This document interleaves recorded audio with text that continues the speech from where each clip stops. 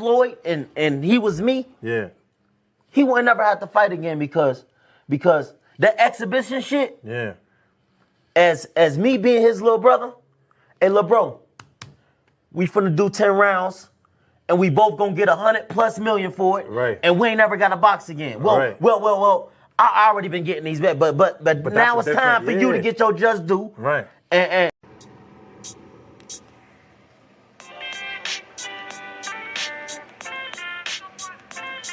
yo, you know the deal. We back again. We never slacking. Word 'em up. Ladies and guys, whether if you drunk or you high, it's time to pay respects to the illest man alive. If you think you got a point, he'll shrink you down to size. And from there it's downhill like a slinky or a slide. Open your eyes, got a deep connection with the rise, so you might see them jump in whenever they go live. Peep it, this channel blowing up now, it's not a secret. With tons of exclusive interviews to listen to.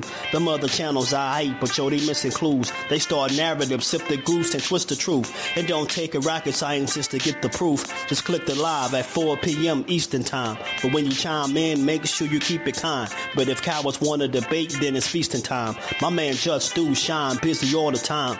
Grind 24/7, 365. Videos he might have 365. My rhyme sick, they make you do a 365. You get a rich if you think you fit to survive. It's Just Do Boxing, time to click the live. Ain't no beginners, if you soft, you ain't down to ride. I crush you, respect too, it's Just Do. He got the illest boxing show on the internet. The boy been a threat and he ain't even had dinner yet. Word 'em up. Yeah. You know what time it is.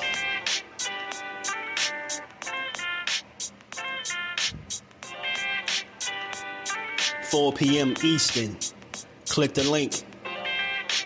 In the building. Make sure y'all subscribe to Just Do Boxing, the best boxing talk on YouTube.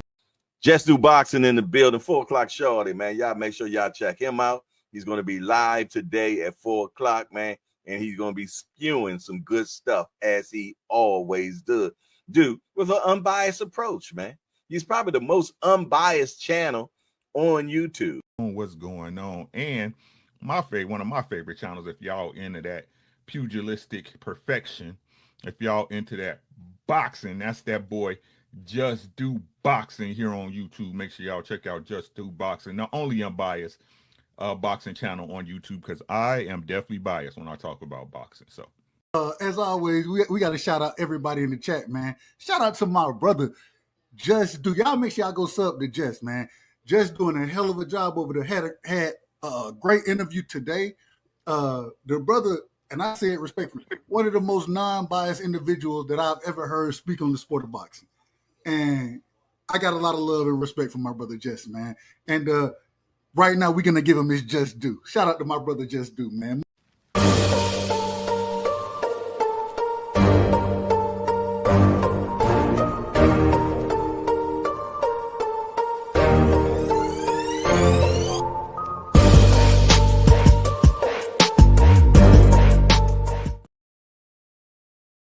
What's good? What's good? Salute to the fam. How y'all feeling? How y'all feeling? We back. Build on this boxing on this rainy Tuesday, you know, and give it his just due how we only we could do over here, you know. Y'all hit the like button. Y'all sub to the channel. Y'all drop a comment, super chat, cash app. Let's build. Let's keep growing. Let's keep talking this boxing. Let's keep fighting that good fight. One live at a time. Where we at on the likes? I know we getting the likes up. Jamel, what it do, homie? How you feeling, bro? Thomas Hill, my dog. What's good, bro? Let's go, Tony. What it do, homie? How you feeling? Pound for pound, boxing talk, my guy. What's good with it, bro? Dodge J, what it do? Turkey really giving out orders. Roy said, the hell with that. I'm winning. He taking that belt. Hey, we're gonna talk about that. Yeah, because it's a couple different ways I guess you could take what he said, right? Shout out to Jordan, my guy, man. Thomas Hill, Cash Sports, the box story. And it's a couple different ways you could take what he said, but for me, like the fact that he even decided to, offer up this information, it makes me look at things with a little bit sketchy, man. Like I'm just calling it what it is. I'm only gonna use the words that William Scull said. Now, I got the little clip where he spoke in Spanish for the people that do speak Spanish out there. I don't, but I still play it for content purposes. There might be somebody out there that do speak Espanol, you know, but he spoke about it, and then I kind of, you know, you could click translate the caption.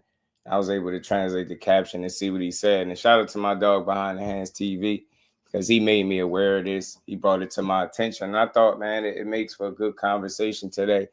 Very interesting. And it doesn't hold Turkey in the best light, you know what I mean, necessarily either. It just sounds funny to instruct somebody how to treat another fighter. You get what I'm saying? And say that we got future business plans. What do that sound like to y'all? Boy, what it do, homie Reap? What's good with it, bro? You want me to kick his ass? Shout out to my homie, man. Let's build, y'all. So, yeah, man, William Scull, I thought that was a little bit eyebrow raising, to say the least. I mean, he came up out of that fight without a scratch, didn't he? He came up out of that fight without a scratch. Some would say he ain't try to win at all. He just was in there to survive. But it just makes me wonder, why would you have to come back to somebody's dressing room to instruct them to do anything? Right? Like, just think about that. Why would you instruct a guy? It's the fight business. What do you mean don't mistreat him? The hell are you talking about? Bro, what I treat him how, that's probably the problem, man. Y'all gotta have no love for Canelo when you get in there with him. All that respect shit just gonna get you beat up for 12 rounds, is gonna get you a check. Yeah, you're gonna get that check, but you're gonna get beat up for 12 rounds too. You know what I mean? For those that don't care about winning. All that respect shit need to go out the window. Go in there and kick his ass, same way you would try to kick anybody else's ass. But like I said, I don't want to, you know, stretch what he was saying, but like I said, I'm gonna pull it up and y'all can see it, what he said himself. Like it just sounds crazy to instruct, like I said, another fighter in the hurt business how to treat somebody, and then, you know, include about your future plans or whatever the case is. It's very weird. Kind of Loco TV, my guy. What's good with it, bro? How you feeling? Coach Eddie ATL in the building. A couple people did, bro. A couple people did.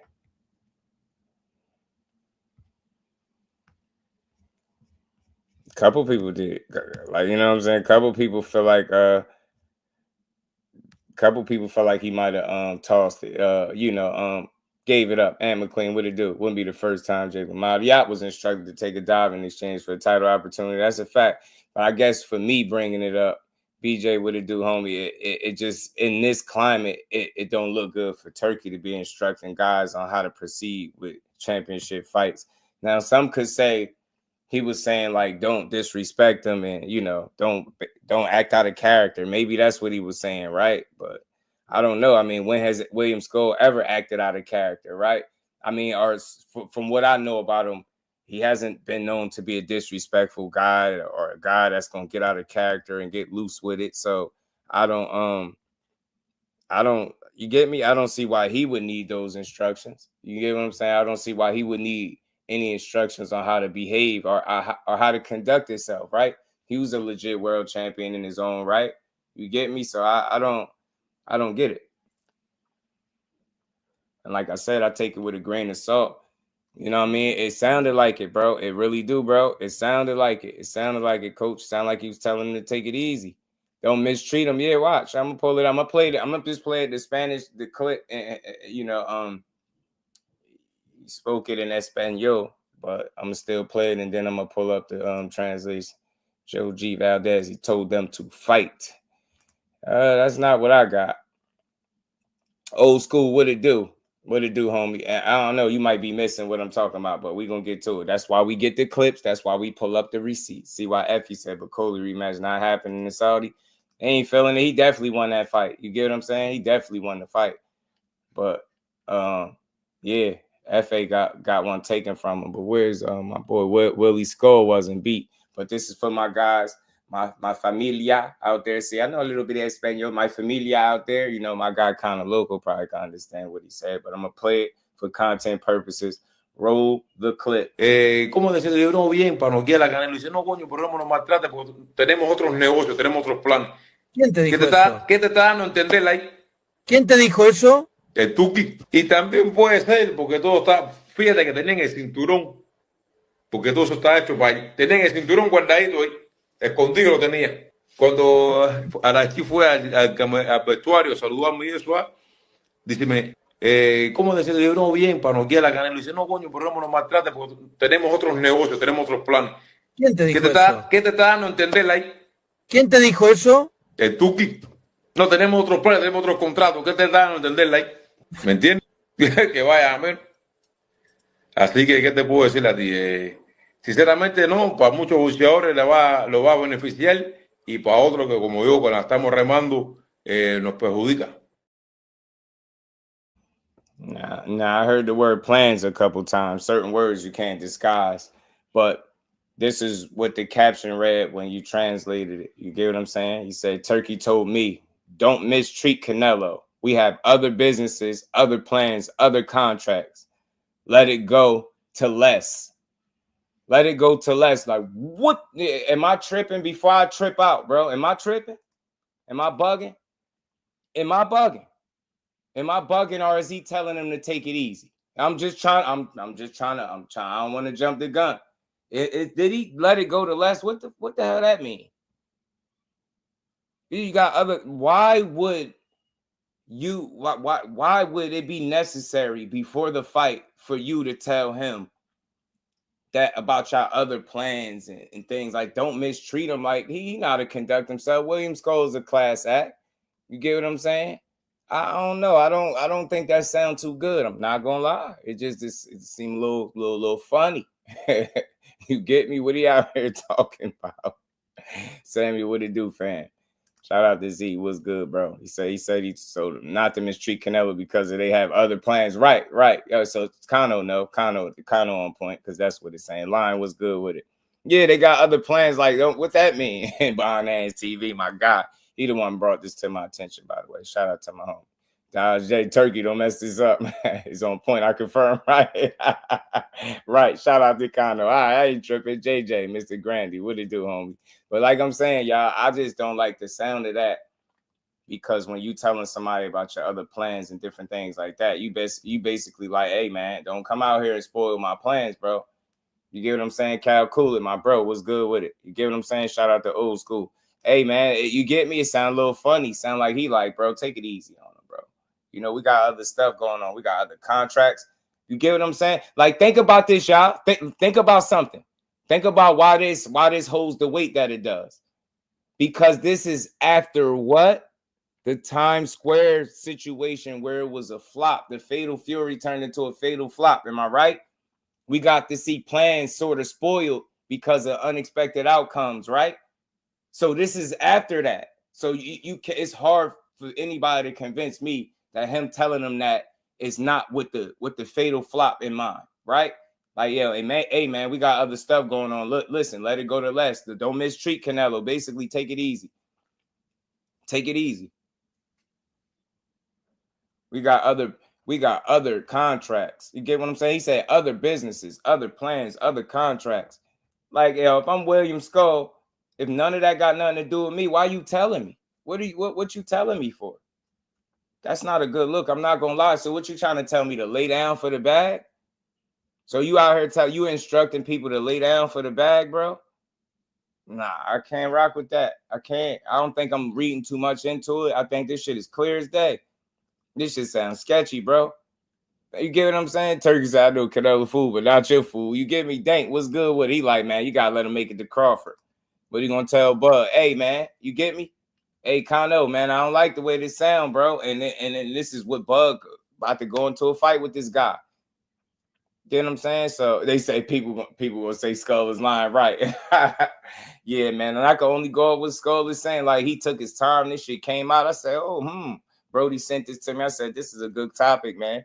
Like, look, and it's a good time to talk about it, because I'm just trying to show people that I'm not a super advocate of anybody. And for reasons like this, you never know what people's true intentions are.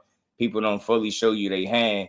They reveal it over time in bits and pieces with certain moves that they do and certain moves that they make, should I say. And that's what you see here. Like I said, man, I'm not one for conspiracy theories or a guy that's trying to draw up false narratives and put jackets on anybody. But I think this shit right here is clear as day. You don't mistreat them. We got other businesses, other plans, other contracts. Let it go to less is crazy. Let it go to less is crazy. Now, I mean, let it go to less is crazy.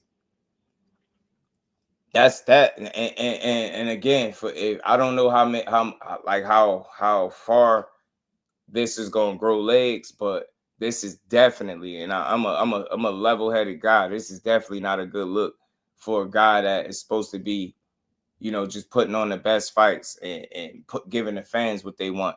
This ain't it right here. Instructing people that's already at a disadvantage. Canelo got about 70 fights, man. He'll figure it out. Like, there's no way in hell that you should go and instruct anybody to somewhat pretty much take it easy because of what y'all got lined up. And why I say it makes perfect sense to me, because of the timing of it. He had an opportunity to process the fatal fury that turned into a fatal flop. You seen how putting the cart before the horse and planning ahead, especially when we talking about on that big, that high level, the big stage.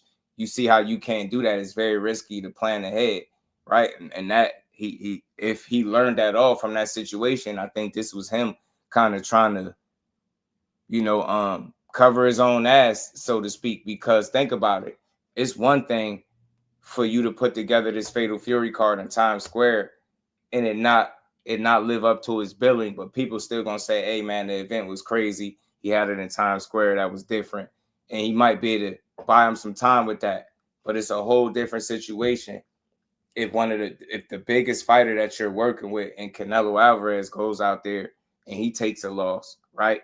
And that's a different type of spoiling of the plans. And I definitely don't think that that's something he would have wanted, especially off the back of seeing how people received or perceived the fatal fury card. Like, it just wasn't something that it should have been a little bit different to me. And I think anytime where you kind of strip the fans and limit the capacity, you kind of put yourself in a situation for the event not to be viewed in its full experience. Like, people can't get the complete experience, right? And I said this before, what makes a big fight is the crowd, it's the people, right? It's the spectators, man, the conversations that lead up the build-up. It's all of that stuff, but ultimately it's the fans being in attendance. Roger was good with it. Jusdueboxing, shout out to my homie, the fax machine. Shout out to Roger.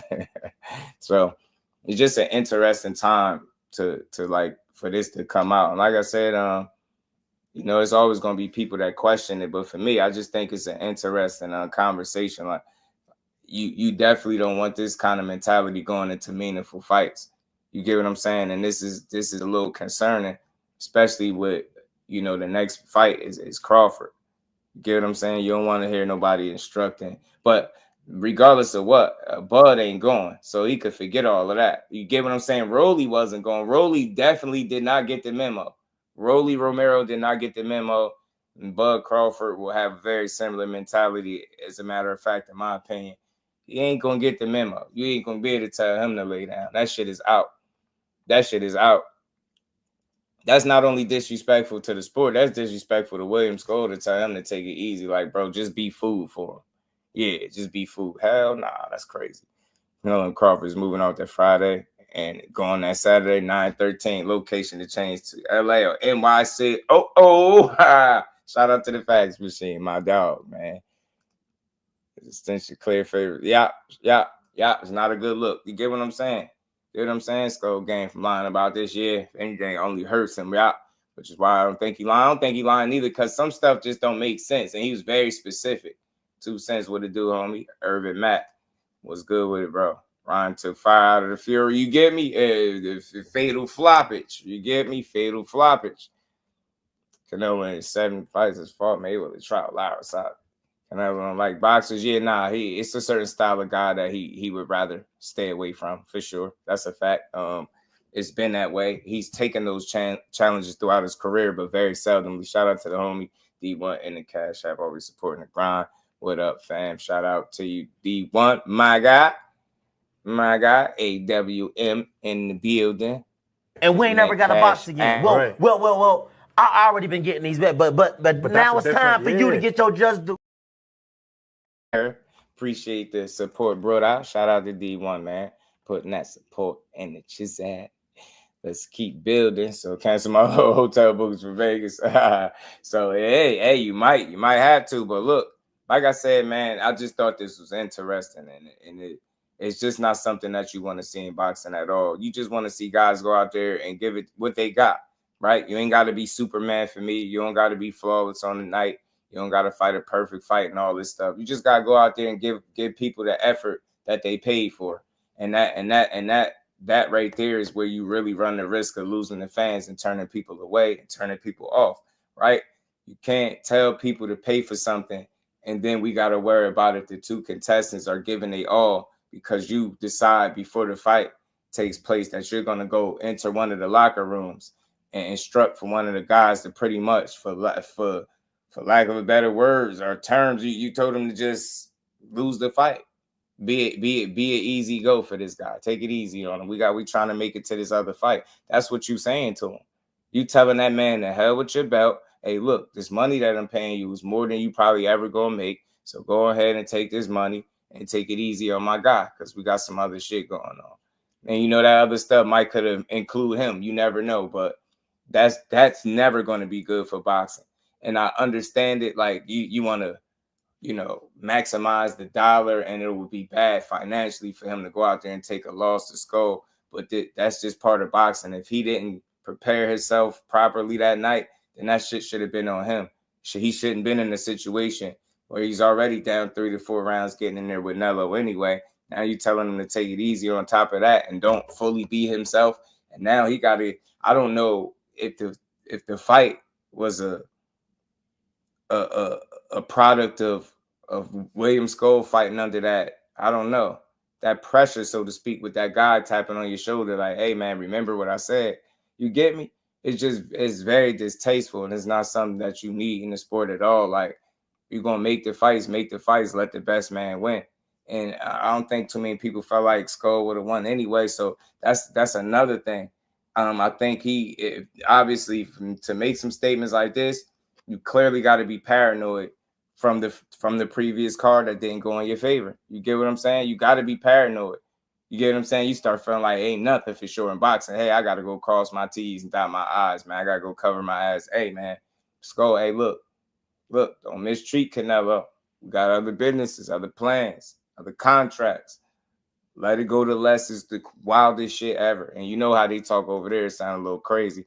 Opulent LDTV. Brody, what's good with it, fam? Tim Layton in the building. What's good, my guy? Lee in the building. What's good, fam? So I just, like I said, stressed out boxing. What's good with it? I just don't like the sound of it. Let guys go out there and win their fights. Don't put added. It's already enough pressure with a guy like William Scull that people that ain't that familiar with. Cuban fighter, I believe. You get what I'm saying? He come from nothing. I don't think he needed that kind of pressure on him in a fight of that magnitude. Like I said, he already fighting Canelo, fighting for his life, fighting for his career, fighting for his and everything he worked for up until this point. So I just don't like to hear stuff like that. It's very sketchy. You get what I'm saying? And you can't build the trust. You can't build trust with the people doing this type of shit. Turkey benefits boxers who are under his signature, and it harms those who paddle it like me. See? You know what I mean? And that's another comment that he had to make. You get what I'm saying? Like, bro, I'm not on board. That's basically what he's saying. I'm not on board with this. You get what I'm saying? This dude out here telling me to lose fights, and I don't care how you try to spin it. That shit don't look good. You get what I'm saying? It just don't look good. You get what I'm saying? It really don't. So you just don't want to see anything like that going into no big, meaningful fights. You want to see the guys go out there and do what they do and move to the next level. You know what I'm saying? Move on to the next level.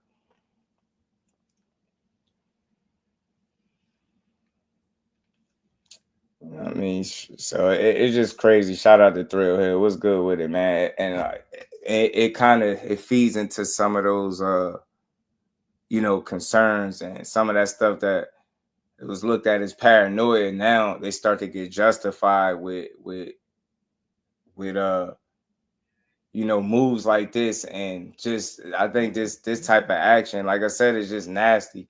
People gotta, at least cover your bases better. You know what I'm saying? There's one thing for you to do some shit, but a whole nother thing to allow it to seep out into the media. And like I said, man, everybody, it just goes to show you everybody not a sellout for the bag. And again, that's going to play into a lot of those feelings that people have with you trying to essentially blind the people with financial opportunities and jam them up. See, that kind of breathes life into conversations like that. And that's what you don't want. So again, if it's all about building and trying to give the people what they want, putting on the best fights and getting guys paid, this is definitely a step in the wrong direction. This is not what that represents. That's foul play at its finest. That's quote unquote fixing the fights. That's fixing a fight, bro. That's attempting to actively fix a fight, and you going directly to the guy in his locker room before the event and telling him how to perform out there and benefit of the guy that is the money maker. And listen, it's one thing to suspect these things, it's one thing to have other examples in the past, but to continue to see it like this or see it thrown in your face this way, and then think about it, you got a William Scull that's being crucified right now for which, you know, the style in which he fought on fight night. But whole time you got this guy trying to influence the outcome of the fight. It's crazy. Yeah, Turkey tampering, bro. Turkey tampering 101, bro. That's what it's looking like. It's looking sketchy. So I don't want to see this moving forward. I just want to see guys go out there and win the fight. If they got it in them, they got it in them. You get what I'm saying? And they say who posted this? This is coming from William Scull directly. If y'all interested, if y'all want to go double check, fact check, or see what it is, go to his IG, man. Or better yet, I could it's in my messages. But William Scull is the one that, you know, he decided to speak on this.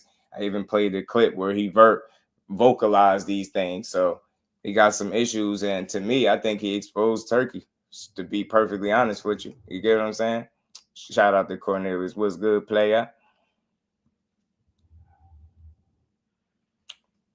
I mean, you'll have to ask the people that's heavy advocates, that's heavy advocates for saying how good he is for the sport, you know. But you gotta, another thing you gotta understand too is not everybody was aware of this information, and still right now not everybody's aware. So this will be news to other guys, like for the ones that's saying he's good for the sport, because they're only able to see it from the outside looking in. The outside looking in, it would appear that, okay, trying to put on big fights, meaningful fights, get guys paid, etc., right? That's the surface, Thrill. But when you peel back them layers and you go a little bit deeper than the surface, you start to uncover some different stuff. And like, who would have thought that this news would have came out and would have came out from William Scull, like a guy that was already a heavy underdog in the fight, he wasn't expected to win. The last thing you would think you would need to do is instruct that man on how to lose. It's crazy. So that's wild. That's definitely not good for the sport in no way, shape, or form. And like I said, it's nasty work, and we know things like this could kind of always exist to a degree, but it's different when you're not crossing your T's and dotting your I's, and that shit seeping out into the public, and the people get a hold of it. You're not even clean with your mess, if that makes sense, right? You making mess. With you supposed to be under the radar, but you out here. And I'm glad a guy like William Scull, if he got to be the sacrificial lamb, shout out to him. I respect his willingness to come out here and say, look, bro, Turkey benefits boxers who under his signature. He's saying it harms those who paddle like me. So he basically saying, I ain't with it. Not with the, I'm not with the influence. I don't care. It was a fight, bro. I listen. You don't tell me to come out here and lose for you, for your future plans and your businesses and your contracts. That's crazy work. You get what I'm saying? That's definitely not something you will ever want to hear that's going on in the sport that we give our time, energy. You get what I'm saying? And money to. So I don't like it. I don't know what this could mean moving forward. Like bro mentioned earlier in the chat, I think Akano mentioned it. Like, wonder what he'll sit there and tell Terence Crawford. Well, you. And that, look, that's natural to ask these questions, because if you done it here, we seen the Shiraz and the Adames thing. We seen him get outboxed. We seen Bacoli. You get what I'm saying? In FA, we seen that. So see now, remember before y'all, I tell y'all over here on this channel, I tell y'all all the time, I give everybody a fair shake. And I like to sit back and let things play out. And I like to do my math. Well, I've been doing some math, and my math is telling me he on his way to striking out. he got things that don't look good where you can't call it coincidences, you can call it math. Adding shit starting to add up and not in a good light. You get what I'm saying? We seen the Carlos Adames fight. He beat Hamza Shiraz straight up, handily. He beat him convincingly. He should have got his hand raised. Should have been a simple, easy UD. Wasn't that hard. It shouldn't have been that hard to get that man a UD that he worked for. The same shit with Bacoli and Efe. Y'all took a fight from him. You get what I'm saying?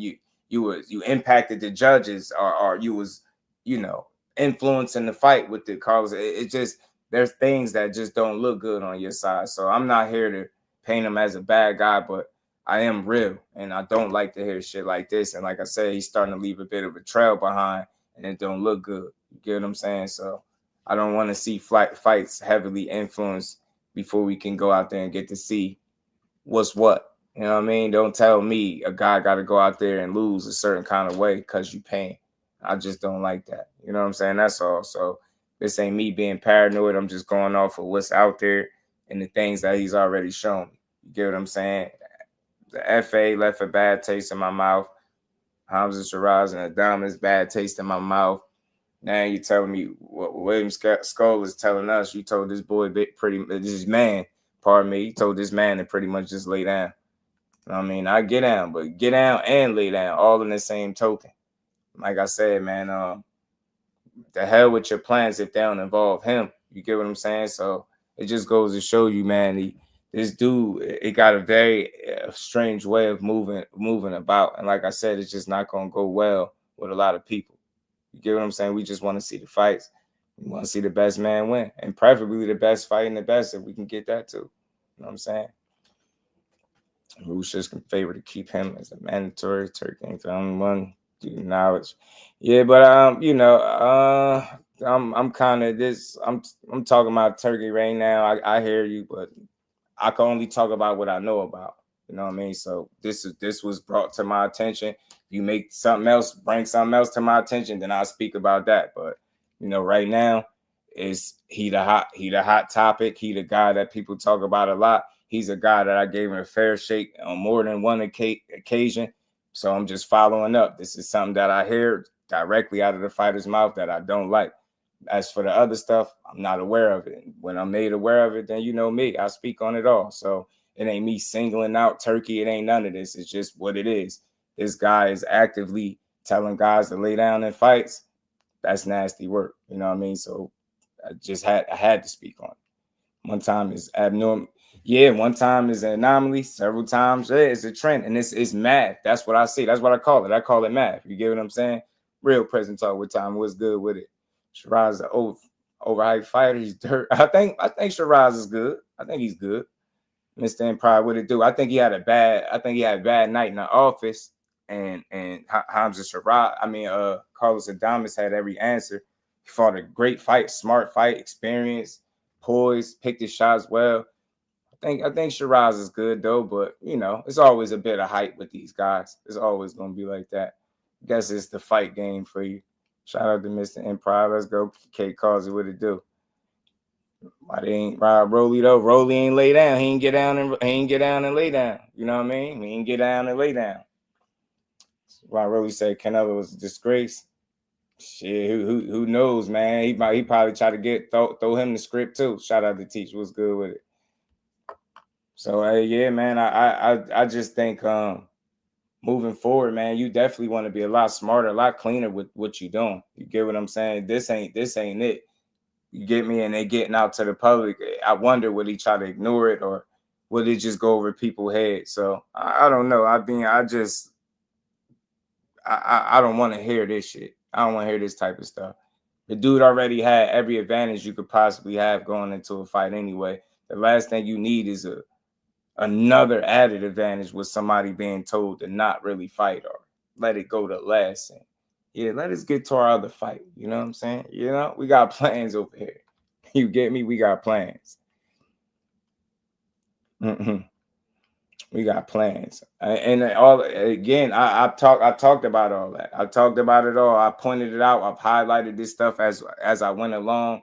I wasn't too far to the left, too far to the right. Just call this shit how I see it. You messy right now. If this is what you want, this definitely can't help for boxing. I don't want to hear how, oh, it's been like this, and nah, I don't want to hear about it though, and not be direct and like we're going to ignore it because somebody else did it. So we should just be like, oh no, don't say nothing about it. Nah, I'm gonna call it as I see this shit, as I see it fit. This needed to be spoke on. This ain't for boxing. And for a person like me that spent hours doing live streams and calling fights and giving people they just do, this is the opposite of what I represent. So I definitely was gonna speak on it. Don't matter if it was Turkey, Al Heyman. I don't give a damn what name is attached to it. If it's wild, I gotta call it out. And right now, he on the docket. He on the table. It's his name being thrown out there for basically this tampering with fights. You fixing fights in real time. You get what I'm saying? That shit should leave a bad taste in everybody's mouth. And it's always a responsible conversation to have. But like I said, for a person that gives boxing a lot of his hours of his life, a lot, man, that we deserve better than this. Boxing deserves a lot better than this. Man, I want to see guys getting either tricked out of their spots or cheated out of their positions. And like I said, this ain't a good time. This is the worst time in the world because you got a bit of a paper trail. You Turki Alashikh, you got a card that just came, you know, that you put together that didn't go according to plan. So this shit seemed like right on par. You couldn't afford another hit. So you said, man, let me make sure I go tell this dude that let me make sure I go tell him that don't fight. Don't go out there and give it your all. And that's just lame. And you know what I'm saying? That's why. It already was a stylistic, wasn't going to be the most fan pleasing fight because of their styles anyway, but let alone to add any added element where we just not getting what we paid for, I think is crazy. So I'm always speak for that. You get what I'm saying? I think that's wild. I think I think they can do us better than that.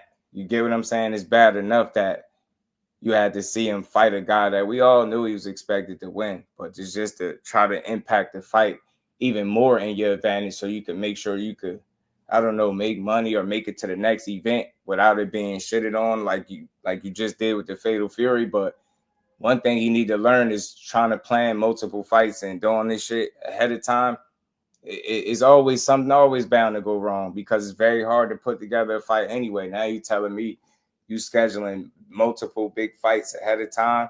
I couldn't possibly see it all going to fruition without an issue. Yeah, 2 cents. I that's all. It's foul play. Give us, I wasn't a guy that was on his case and trashing him. I still ain't now, but it's hard to ignore you impacting fights that's already essentially heavily favored in one guy's direction. So I just wouldn't want to see it. You know what I'm saying? I wouldn't want to see it. Heavy's the head, wears the crown. Yeah, man. So this dude, man, he got to be having it his way. It must be nice, man. It must be nice, bro. It must be nice. It really must be nice to be a guy that not only could select who you fight, you can get a guy on your team influencing guys not even to fight back that hard. Yeah, let it go to less. Yeah, let us make it to the big show.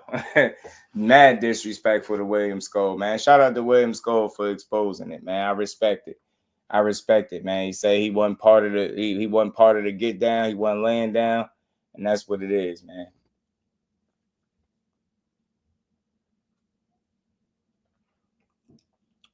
Just add credence, yeah. That's what I'm saying. For me, I'm a guy that just want to look at him and what he's trying to add to boxing as a positive. So the whole time I've been speaking about him, it's been in a much different light that most people speak on him. Like they trash him out. He's bad for boxing.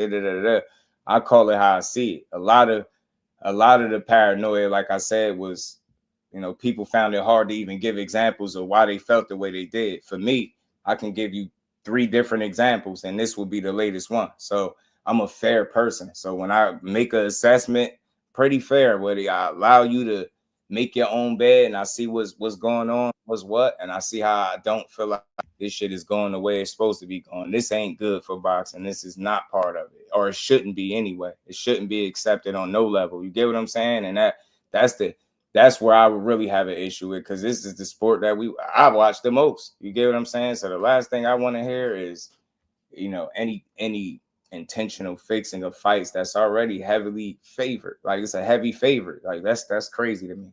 Pound for pound, what it do on me? Salute, Just Do. What's going on with you, bro? Y'all hit the like. Everybody in the building, salute to the chat. And McQueen, T Hill, D for the win. Everybody, how you feeling, bro? Man, I'm all good. Just building a little bit, just chopping it up, man. I came across this. My bro sent this to me. I just decided to speak on it because I thought it was real. You know what I mean? If he lied, that'd be bad to come out and just make up a whole story. But he seemed very specific in what he was saying, and he went on wax. He ain't tuck his tail and go to some miscellaneous, you know, space where you're not gonna see the interview, like that stuff. I imagine that's gonna spread. So I just thought it was a little crazy. Damon, what up, homie? Right, I'm interested to see if Turkey file a defamation suit or something, because bro, what he's saying essentially is like you saying, like he fixing fights, and then it don't make it any better that both times we've seen him go for a favorite, there's video of him telling the other side, like giving them pointers and telling them to do this, and you down this much points and helping. Now you got one of the opponents of a heavy favorite coming out like, yo, he basically told me to lay down a little bit. That's crazy. And that's hard to ignore. Like I said, for me, I'm very responsible with my commentary. I ain't here to trash the man, but I can only talk about what you know, Scull put out. And for me, a follow-up will be somebody responding to this, somebody putting out a statement. Because I don't care what you say, that's pretty damaging and it's telling. And that's not something you can ignore. I mean, this dude responded to less. You know what I mean? You responded to less. You got a comment for the Ferrari joint when they talked about it with Tank. So something like this ain't something I think he should ignore. It's not a situation you should ignore. You should get on top of it. I feel like somebody should definitely come out and make a statement. If they haven't already, I'm not sure. But if anybody sees a statement responding to William Scull, I seen somebody say something about sources or something. The source is the fighter. The fighter said it. You know what I mean? If you rewind some of the chat, you'll see me play the video where he talked about it. It's a post up, and you could translate the post and it translate pretty much what he said. And what he said don't sound good. That sound like fixing fights 101 to me. So it's crazy as time goes by, right? I remember, because you brought up the Devin thing. I remember when Tank went on an interview and was like, he already said Devin's his boy, so what you think? And everybody was like, oh, he's scared. Like, what he think? He gonna fix it or something? Like, what he talking about? And then after that, you see the Shiraz fight. Then you see the other fight. Then you got this dude coming out like, yo, he saw me in the locker room. Was like, take it easy. Right. It's just, it's wild. Peace to the Queen Lease. How you feeling today? And that's all. It's just, I pointed out it's not a shit on Turkey parade, but it's just calling this shit out accordingly as I see it. And if I see it coming from anywhere else, like I said, I'm fair. I'll speak on it accordingly. I'm not against this dude. For me, what I want is for him, a guy with that amount, with the consensus is he has access to X amount of dollars or money or whatever the case, right? You figure you would want that guy to be an asset to the sport of boxing, right? If you care about it, you want to see him use that wealth or that money responsibly, use those dollars responsibly to get at people really what they want. And this moves us so further in the other direction when you hear that you're instructing guys that's already expected to lose, right? Hey, like underdogs, you like, yeah, you know you're underdog, just so take it easy. Because you done seen what just happened on Friday, the day right before that. So it's interesting, like that had to make you worried or paranoid for you to even think that you had to tell him that. How much faith do you got in Canelo? I wonder who he feel like gonna win this fight. I wonder, and I just want to see a fair shake. That's all. Like I ain't gonna lie, my concern is this is a big fight that you instructed a guy this. So hopefully you keep your nose out of this one, and that's gonna be a concern for real. Like I just want to see a real fight. Whoever win. You know what I'm saying? But I don't want to hear this kind of mess. Like that's sloppy work too. And you done try to wave your money around and that shit ain't work because he ain't keep it. He ain't follow the script. He ain't be quiet. Crush the Legend was good, bro. So I'm like, man, so what's going? You got to come out and respond to this respectfully. Yeah, you do. Oh, for sure, for Shout sure. out to Emmanuel. A fighter on the main event coming out saying that about you, you definitely got to respond to that. Mm-hmm. I mean, like you said, I don't have a problem with it. I like the fact that I think that he put on some good fights. We got the undisputed light heavyweight fights. We just had T.O. Devin, Ryan, Rowley. He put on cards with Isak Cruz, and he making the biggest fight that I'm happy about. That I think is Canelo Crawford. But like you said, when you got situations like this, it's like, damn, homie, like yeah, things tighten so up, good, man. and then he got a dark side. Like, nah, Yeah. Like, what you want, dude? Like, we don't need that. Like, that's gonna make all the things that people felt about you a reality. And like I said, I'm for boxing. I'm not a fan of this. I don't want this to be the case. It's unfortunate because I don't want William Skull to be lying. You don't put it out there, but I would, if it's up to me, I would want things like this to never be the case. All I just want to see is whatever you want. Just get the fighters paid, put them in the best fights possible, and let the best man win. Give everybody a fair shake. That's what I want to see. So I said I just hate to see it, man. I hate to hear about it, and I start to see little patterns and things, right? When you favor certain situations, man, you interject. And that's not a good thing because boxing this ain't that. You get what I'm saying? Like you stay like, all right, I get it. And it start to make me feel like because you feel like you got the money or you throw the money around that this shit is acceptable and it's not. That's all. So I just stand for that. That's all, man. Just give us the right kind of product, bro. Don't do us like that. You get me? Don't do us like that. That's all. Most people, like I hate to speak on it, but most people gonna be a lot more, than me. You know what I'm saying? I ain't gotta do it, but we just want to see the right kind of fights. We don't want to hear this kind of shit coming out. You know what I mean? We want to see people go out there, get their fair shakes. We want to see how great Terence Crawford is without the worry or fear of having to get jobbed, as they call it. We don't want to see that shit. He already got the deck stacked up against him. Like, you know what I'm saying? What, you gonna take a trip to his locker room before fight? Like, come on, man. Like, nah, that's all. So I hate to hear that type of shit. And like I said, I hope there is a statement that comes out so I can go follow up on that accordingly and just speak on both sides. Like, but right now, this is the only side that he put this out, and I guess it's still new. So we'll see how many people that it come across. But now hearing this, you think that this is just a Turkey thing, or you think he's just the first one to have a fighter come out and say that this dude told me this?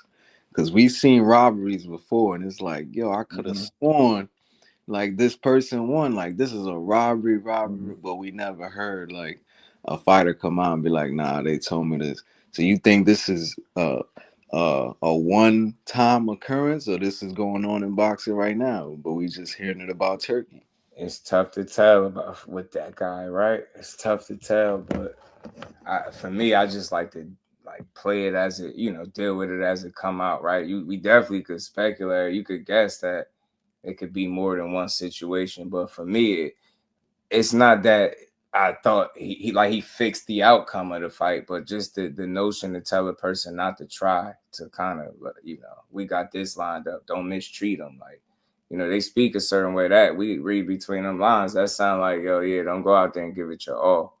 Don't go out there and fight them so we can go ahead and get to this fight. And now, what happens if I do?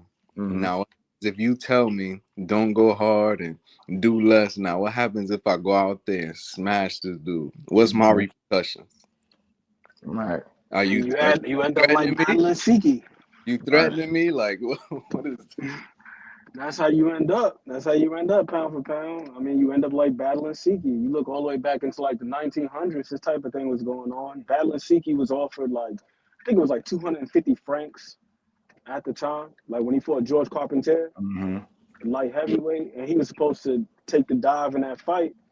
George Carpentier went a little bit too far and started embarrassing him.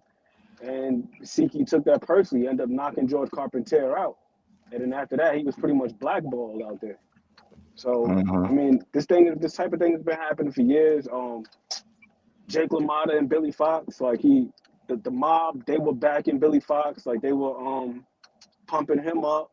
They told Jake LaMotta basically, if you take the dive, then we'll get you a title shot down the line. Right. Jake LaMotta took the dive, and eventually he was given his title shot. Or like what's saying what Dub was alluding to with the IBF situation with Shishkin. I'm not saying that guys are necessarily fixing the outcome of the fight, but there's definitely favors being done. Yeah, and it's just a conversation, man. I see some of the people in the chat. I'm not going to, address y'all directly. All I can say is this: if you don't like the conversation, man, just tune out. That's all. Just tune out. Just tune out. Just tune it out. You know what I'm saying? But we gonna talk about this. That's just point blank and period. If you're mad, go be mad at William Scull. Go be mad at Turkey. You get what I'm saying? I'm going to come here and talk about whatever I see fit that's out there that don't represent this sport of boxing the way I feel like it needs to be represented. This is nasty work. All that other stuff and conspiracy, it's what it is. Be mad at William Scull. We talking directly about a statement that he made, a full statement. He vocalized it and everything. You don't like it, go be mad at him. Simple and plain. We're not trying to hear none of that. We're just having a civilized conversation. We simple and plain. So back to what I was saying, man, it's nasty work and nobody should be a fan of this shit. So all that other stuff, like it's like you don't hear what you want to hear, so you want to make it about something else. Nah, this is bullshit. You shouldn't want to see it. So he already was at a disadvantage. More than likely wasn't going to win the fight regardless anyway. But the last thing you need is somebody right before it's fight time. Hey, man, go take it easy on him. Go take it easy on him. So, like, I ain't asking for nobody permission to have this conversation. It's going to be had, bro. You get what I'm saying? Like, this is what's wrong with boxing. People don't know how to listen. You get what I'm saying? Like I was saying, it's nasty to influence that. But there's also a case that you could say, William Scull, did he take the advice? Because people felt like, they ain't fight like that the last time they seen him. There's the other side of it as well. You could say that, right? He took the advice but who knows, man? I don't like to hear it, and I don't know what his motivation is behind putting it out there. But if it's valid, if it's solid, then yeah, he should have put it out. He should put it out there because that shit don't need to be happening. You get what I'm saying? That we don't need you spitting in our faces at this point. It's already a fight that nobody in the world really cared to watch. We get why it was taking place, but we don't need extra influence outside of what's already a fight that people ain't clamoring for, right? So use your mulligans wisely. You get what I'm saying? This wasn't a smart one. So it got out, it seeped out. I mean, look, be mad at William Scull, man, but I'm just going to talk about it because I see it fit, bro. Being boxing news, what it do, homie? How you feeling? Which Coolidge was supposed to take a dive. He was paid by Marcellus Wallace in advance. Shout out to behind the hands, PVC and the Oscar Golden Boy. Now, yeah, I ain't having that conversation. That's different. Yeah, man, I don't know what it be. I'm too fair for like all the nonsense. You want to be part of the conversation? Click the link. Other than that, I don't care about all that weird ass typing. Not today. We just having a chill conversation, bro. Be mad at Skull, man. And nobody made it up. That's why I literally played it. Even though I don't speak Espanol, I played it anyway, just so you can't say we just pulled this out of nowhere, right? So the question you should be asking is, why is this shit going on? The fact that we want to put up any resistance to what's being said instead of acknowledging that if this is in fact happening, this is nasty. That's not what you're saying. I don't even care about nothing else. Like, I don't care about it. Conspiracy, my ass. Canelo ain't knocked shit out since 2021. And he going to have to work for that Bud Crawford scout. Telling you that now. Yeah, he could knock anybody out. Yeah, he got the possibility. Yeah, but he going to have to work. And like I said, yeah, I do have concerns with this being. So the next fight for him is Bud Crawford. I don't want to hear this kind of shit. You know what I mean? I guess some certain people cool with it. But for me, I'm not. I ain't fake paranoid and none of that. I gave this dude.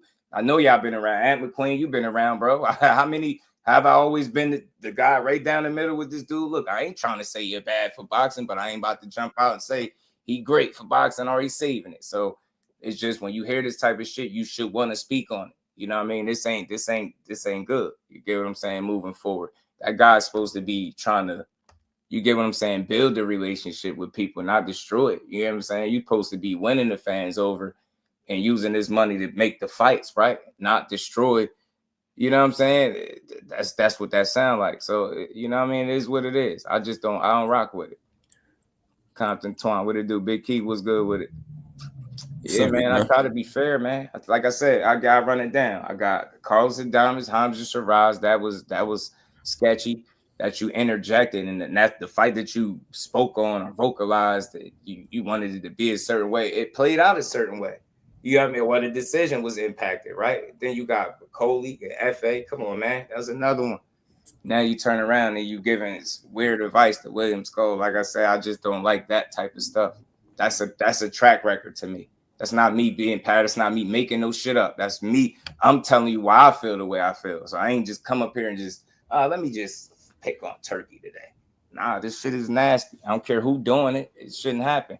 And it makes me think that you feel like because of the access to the money, you can wave the money around and then, all right, boxing is your playground. Now you can really write a script. And that's some bullshit. Boxing is one of the pure sports that I think we got remaining. And this is the type of shit that's happening. You really telling me we could possibly be dealing with scripted outcomes? You telling guys not to go out there and go for it because you want to make a big fight next? That shit is crazy. Contracts, businesses, oh, man. You said be upset with William Scull, but I think we gotta think a step ahead and be upset with the history of boxing. The fact that it hasn't been a pure sport in over 100 years is the reason why things like this can happen. And I'm not, to be honest with you, on one hand, as a boxing fan, it's disappointing to hear, but as a realist, I ain't talking as a real N-word or whatever, but as a realist, I ain't even mad at Turkey because I see what it is. Like, it's just straight business. This is politics as usual. To quote Jay-Z, this is politics as usual. Boxing is a dirty game, man. Boxing been a dirty game for a long time. Dirty game. But at the same time, I don't think we've ever had a figure in boxing that's in the position that Turkey is in. I don't remember a time where someone was putting off, because he's not really a promoter, he's not a manager, but he's a financier. So he's putting up the money for these fights to be put on. So you're putting on fights, but you're not in a position where you're actually in the legitimate business of boxing. Like you are in a position, you are in the business, but you're not like in one of those roles where we can define like he's a fan at the end of the day. So I don't know. It's like two things. One, should he have said something like that? No. But he didn't grow up in boxing or in the boxing culture. He grew up as a fan. So did he possibly say that, like trying to get in William Scull's head, which is still not right? As the person putting on the fights, you should give the fighters an even playing field, and they should be able to go out there and do what they do. But as a fan, he obviously is a fan, and he obviously favors certain fighters over other fighters. So I've never seen someone in that position where they're financing the fights, but then they obviously favor certain fighters over other fighters. Where, I mean, you got promoters where obviously they're going to favor their fighter, but they're not back there telling other fighters, hey, go easy. You might want to go light. And then this man is a prince. You're in his country. Like, no, he ain't a prince.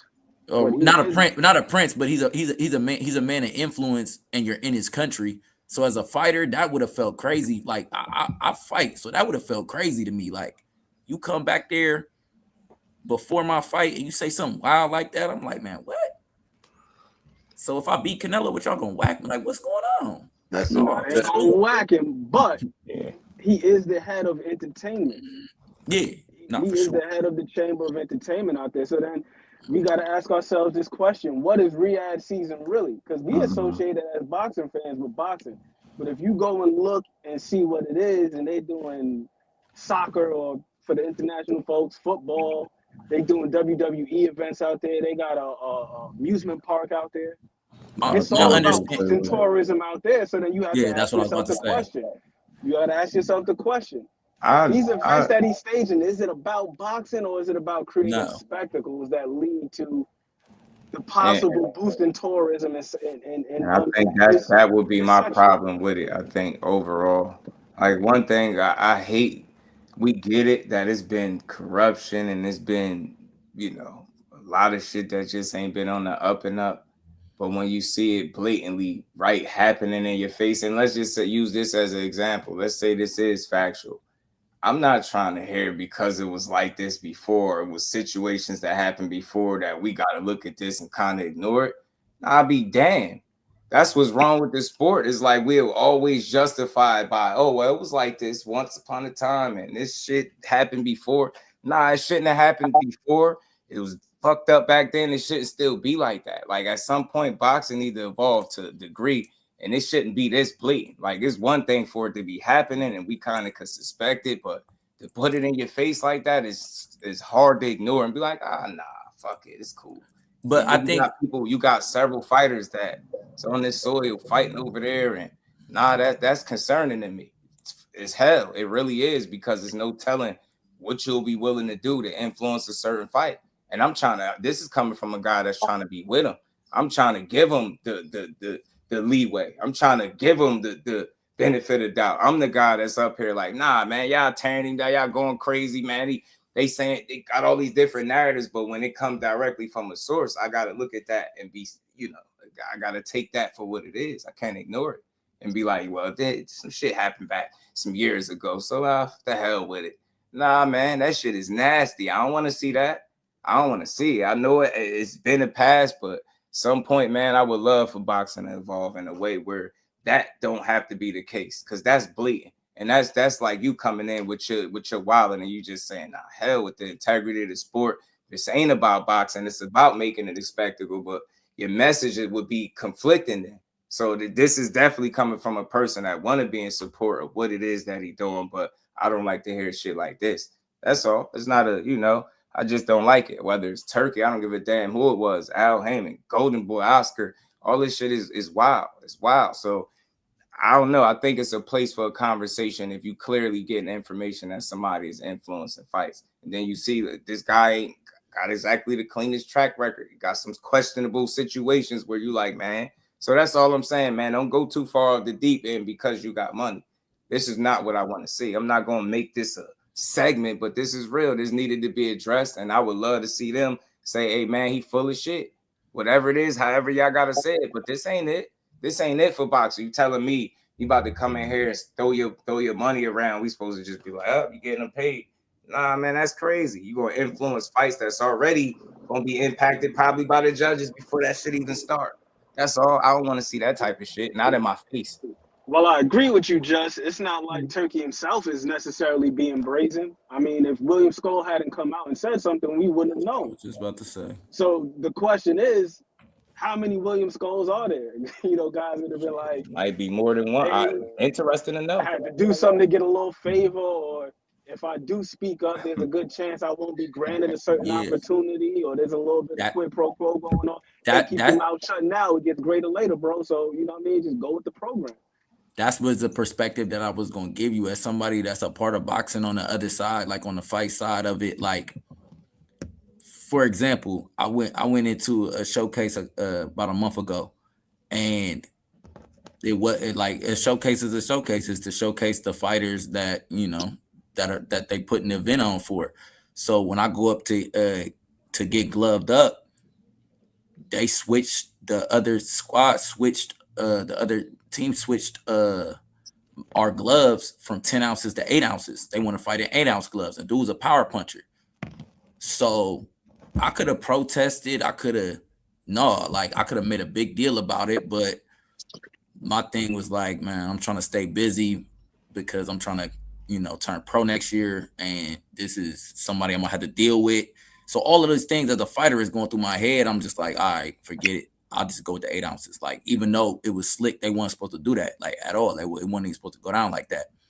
And I think a lot of times, guys just don't say anything because boxing is a dirty game and they don't want to be on the outs. They want to be able to make money. So I think there's a lot of these situations. I know for a fact there's a lot of these situations that go on, slick stuff that goes on, weird stuff that goes on, influence, and guys don't say anything. So I think we got to, especially if it's this is the truth, I think you got to credit William Scull for coming out and speaking out about it, because, Turkey's the man with the money right now. So, you know, he took a risk by coming out and saying this. Yeah. Wait, I thought I missed what Turkey said. What did William Scull say about Turkey? Shining light on the bullshit. Hold on, let me pull this little post back up real quick. Where was it at? Boom. There you go. Turkey told him, don't mistreat Canelo. We got other businesses, other plans, other contracts. Let it go to less. And they say they exposed what happened. And he went on to say, you know, Turkey benefits boxers who are under his signature, and it harms those who paddle it like me. So, you know, to me, that sounds like you told a guy to take it easy. So yeah, it's just what it is, man. I don't like the sound of it. You could question William Scull. You could say if he participated. Yeah, there's a conversation for that. But like I said, for me, let's not lose sight of the fact. If this is what's going on, that sounds like fixing fights. And if you cool with that, then you cool with it. But I ain't.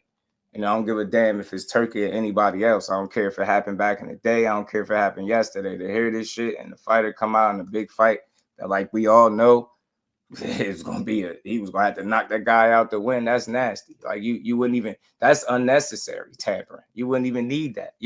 That result was gonna be what it was gonna be without you opening your mouth. Let me be clear about that. So I ain't saying because he said this, William Scull lost. Nah, I thought he was going to lose regardless. You know what I'm saying? The only way he was winning that fight is he was going to knock that guy out, in my opinion. It was nothing else that was going to stop Canelo Alvarez from getting his hand raised. Well, so, one thing I'll say about this. Hear that shit. So, like, I want to be clear. It's not about Turkey. This, y'all should know, coming from me, I'm not a detractor or, you know, a super advocate. I'm right down the middle. I don't care where it's coming from. This is nasty to even insinuate to tell somebody not to try hard. Yeah, because we trying to get to the next fight. Let's just do business. I get it what people are trying to say, but I ain't trying to hear that shit throwing it in my face like that because you got some money. I ain't getting paid, so I could care less about his money. You know what I'm saying? I care about the integrity. He ain't got to because I guess you got money, you ain't got to care. Shout out to Melanie Quinn. But one thing I'll say about that, Justice, let's not forget, Turkey always has favorites, right? Like if I remember when Fury versus Usyk was happening, he told Usyk while they're on a video call that Fury's my guy. Fury's gonna win. His favorites don't always win, you know. So like, I understand people's concern, but if you really look at the track record, like his favorites, and he has favorites just like everybody. All the promoters have favorites. Everybody who's into boxing has favorites, right? His favorites don't always win, but he's very vocal about who he likes in fights and who he doesn't like in fight. You know, to me, he hasn't really shown like something to persuade me that he's tampering. For instance, Bivol versus Beterbiev, he said that Bivol was his guy. He said the first fight, he said Bivol was my guy. Bivol lost the first fight. I think somebody brought that up. I think again, man. Again, I really get it. People making points, but we do this shit all the time, and I hate it. It's like, we justifying this shit? Like, are we? Oh well, here this. And I'm not trying to say fixing every fight, but one fixed fight is too many. But did he fix the fight? That's the question, right? Where he said this, I think Doug brought that up. Where he said Beaver was guy, he lost the first fight. That's cool. But we also seen him have an opinion on Shiraz and Adames, and we seen what happened there. And we seen the Bacoli fight. That shit looked sus. Notice dude went over there, he brought him over there, he got knocked out, he brought him right back. Yeah, he got his favorites, and that's the shit. Like everybody got him, but you're starting a little bit of track record. You know what I'm saying? So like I said, man, I would like to see them come out and speak on this. But saying fixing fights is like a high accusation.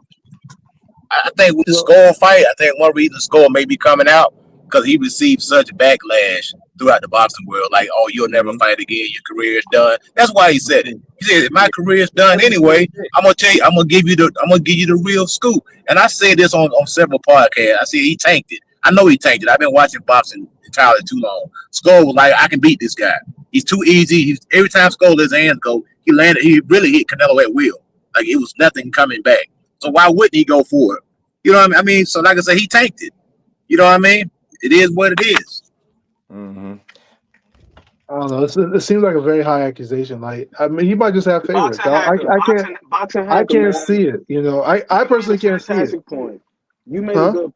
You made a good point. Favorites don't always win, but it's a completely different situation when you're telling a guy that we have Yeah. other business lined up.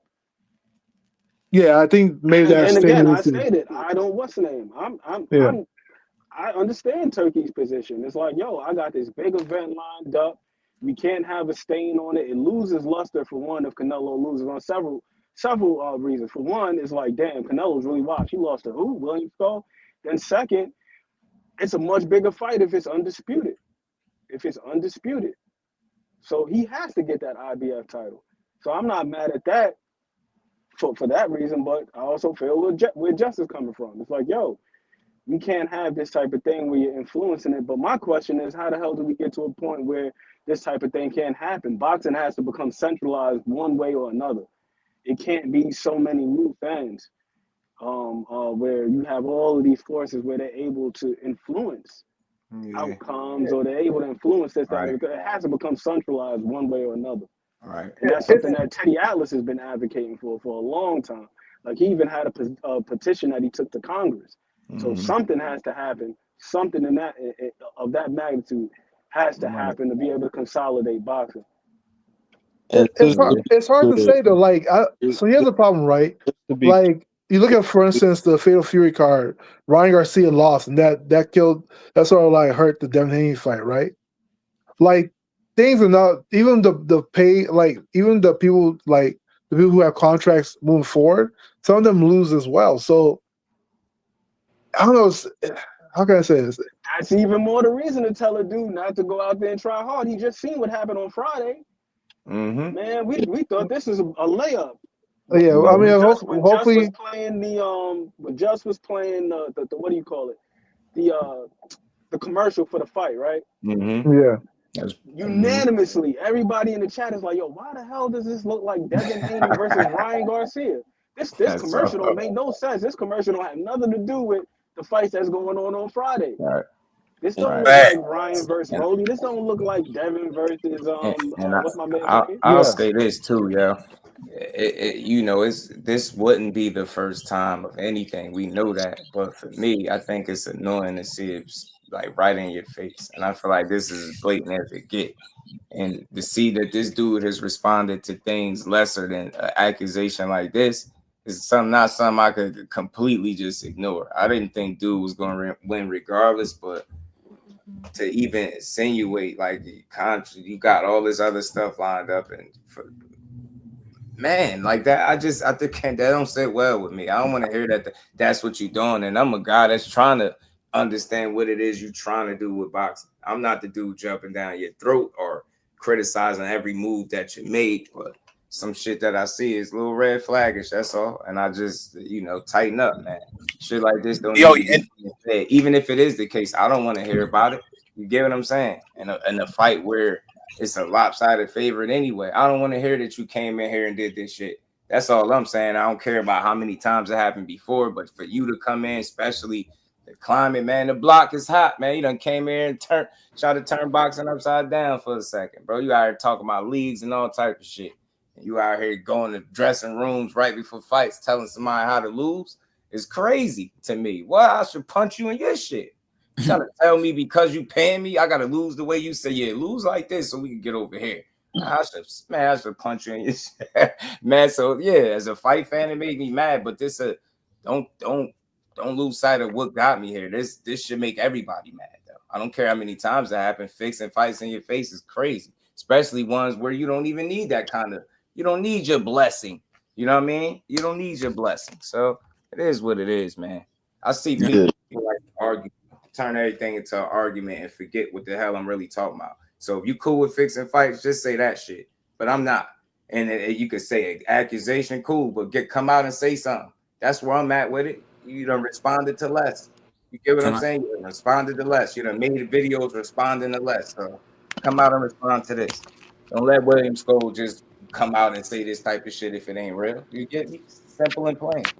All that damn tweeting and shit y'all be doing. Ring, man, don't miss me with that shit. You see the same way I stand. He's spoken in that fan, yo, man. Get up on there and release one of them little smart aleck ass tweets or something that you be doing. Go ahead and do it. But you ain't too good to respond to this shit.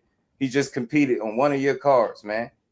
You know what I mean? That he's accusing you of telling him to take it easy. That's it, man. Come out and say something. So that's where I'm at. You know what I mean? Yeah, I don't like it, man. Shit, William Scull, I don't know if he lying or not, but somebody should be able to come out and say something. Don't ignore it. You know what I mean? If you ignore it, then what? Sound like he being truthful. So somebody should be able to be out, man, this dude full of shit. Simple and plain. Yeah, and this isn't like a accusation that Just is bringing up or conspiracy theory that we just saying maybe this happened. This is a Be mad fighter at William Scull, main man. event. Tell that nigga he This lied. is Don't a tell me fighter. I'm lying. Tell William Scull he lied. The main event fighter telling you, the dude who put on this fight told me that we have other businesses, we have other contracts. Take it easy on Canelo. Let it go to less.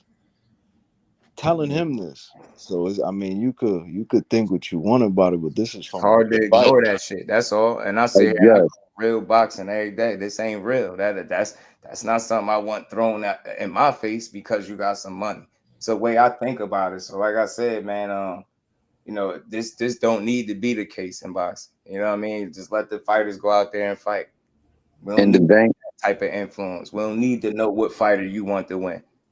Like, you get me? Like, it's a certain way to do shit. Like, you sloppy about it if that's the case, if it's getting out like that. So again, if he ain't telling the truth, like I said, it shouldn't be hard at all for somebody to come out and be like, man, you full of shit. He just lost. You know what I mean? It is what it is, man. But acting like this shit that don't matter, it mattered to me, especially when you got somebody like a Terence Crawford about to fight this dude next. So that's where my concern at.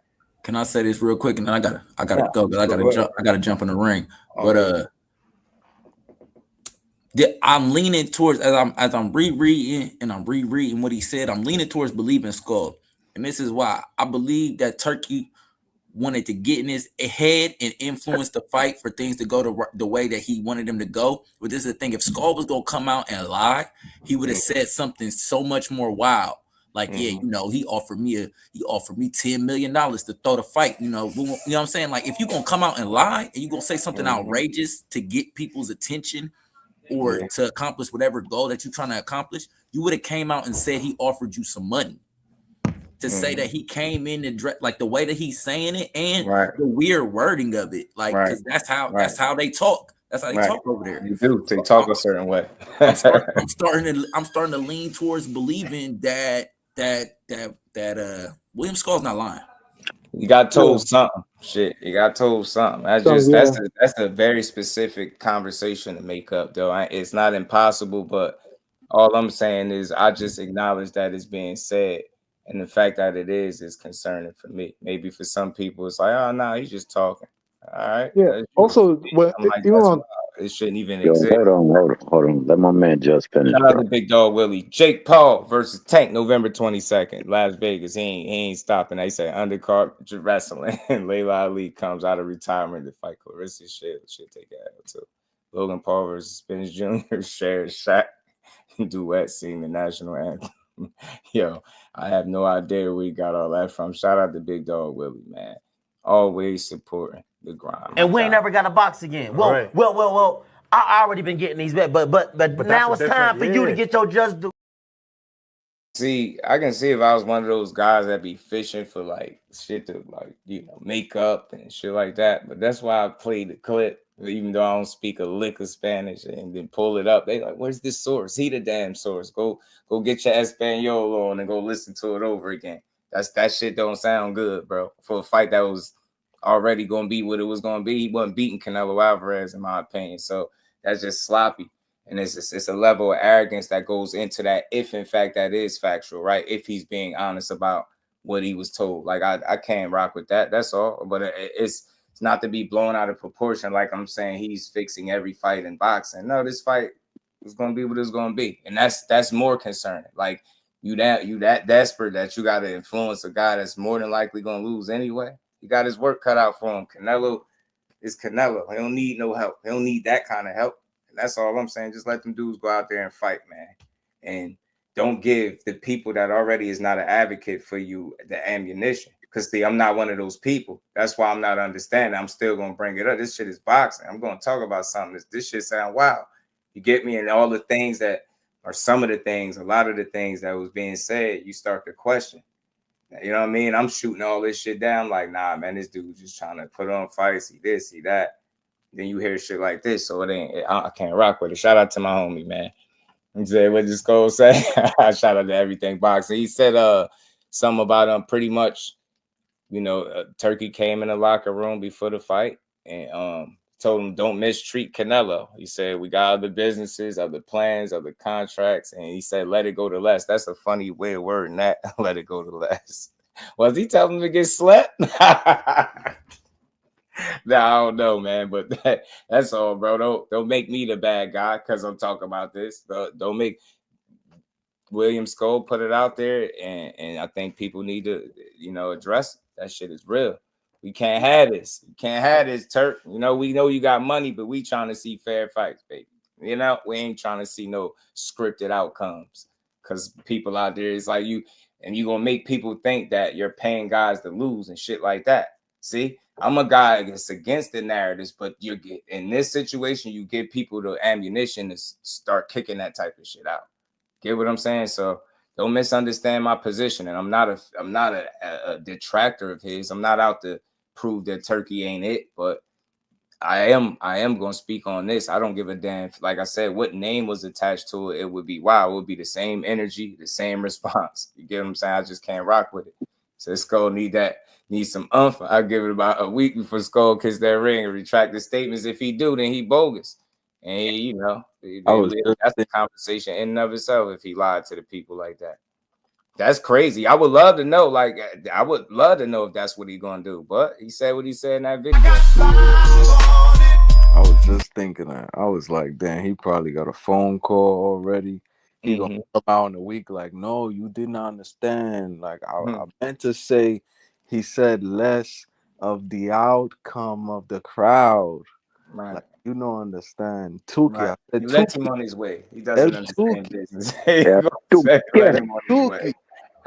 Really wanted to upset the and let me also add to this, man, to get a little bit more context. One part of the script, man. Rolly said, nah. Big Rolo said, nah. Lay down for what? Lay down for who? But so that's all, man. For y'all people that's you know, like, well, it's a conspiracy. Nah, that shit ain't no conspiracy. Tell William Scull he just made up a conspiracy. You did.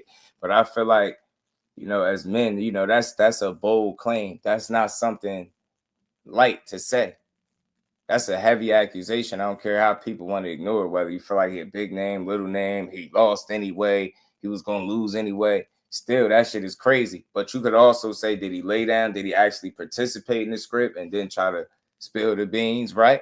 Is he salty he lost? You could say that type of shit too, right? It's real. You could say he lying. There's a possibility just a grown man after 12 rounds going to wake up days later after the fight and just say that Turkey, you know, he very specific conversation. You could say that. You could say it. You could, but I just don't know. I think that's pretty bold, though. You get me? You got to be a bold to just come out and be like, this dude came back here.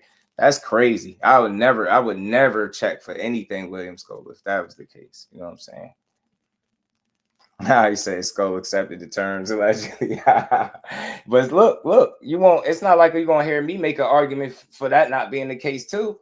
So he would be a piece of shit too, double the shit, because you accepted the terms and then you came back and try to like out him about it. So there's an argument. People say he don't fight like that, right? He didn't fight the last guy like that. I heard people saying that. So did he agree to the script and just was mad at the end? You could say that too. But overall, my point is always going to be what it is, right? I don't want to hear a guy that hit the scene the way a Turkey did, and you know everybody talking about all this money you got access to, and this is what you doing.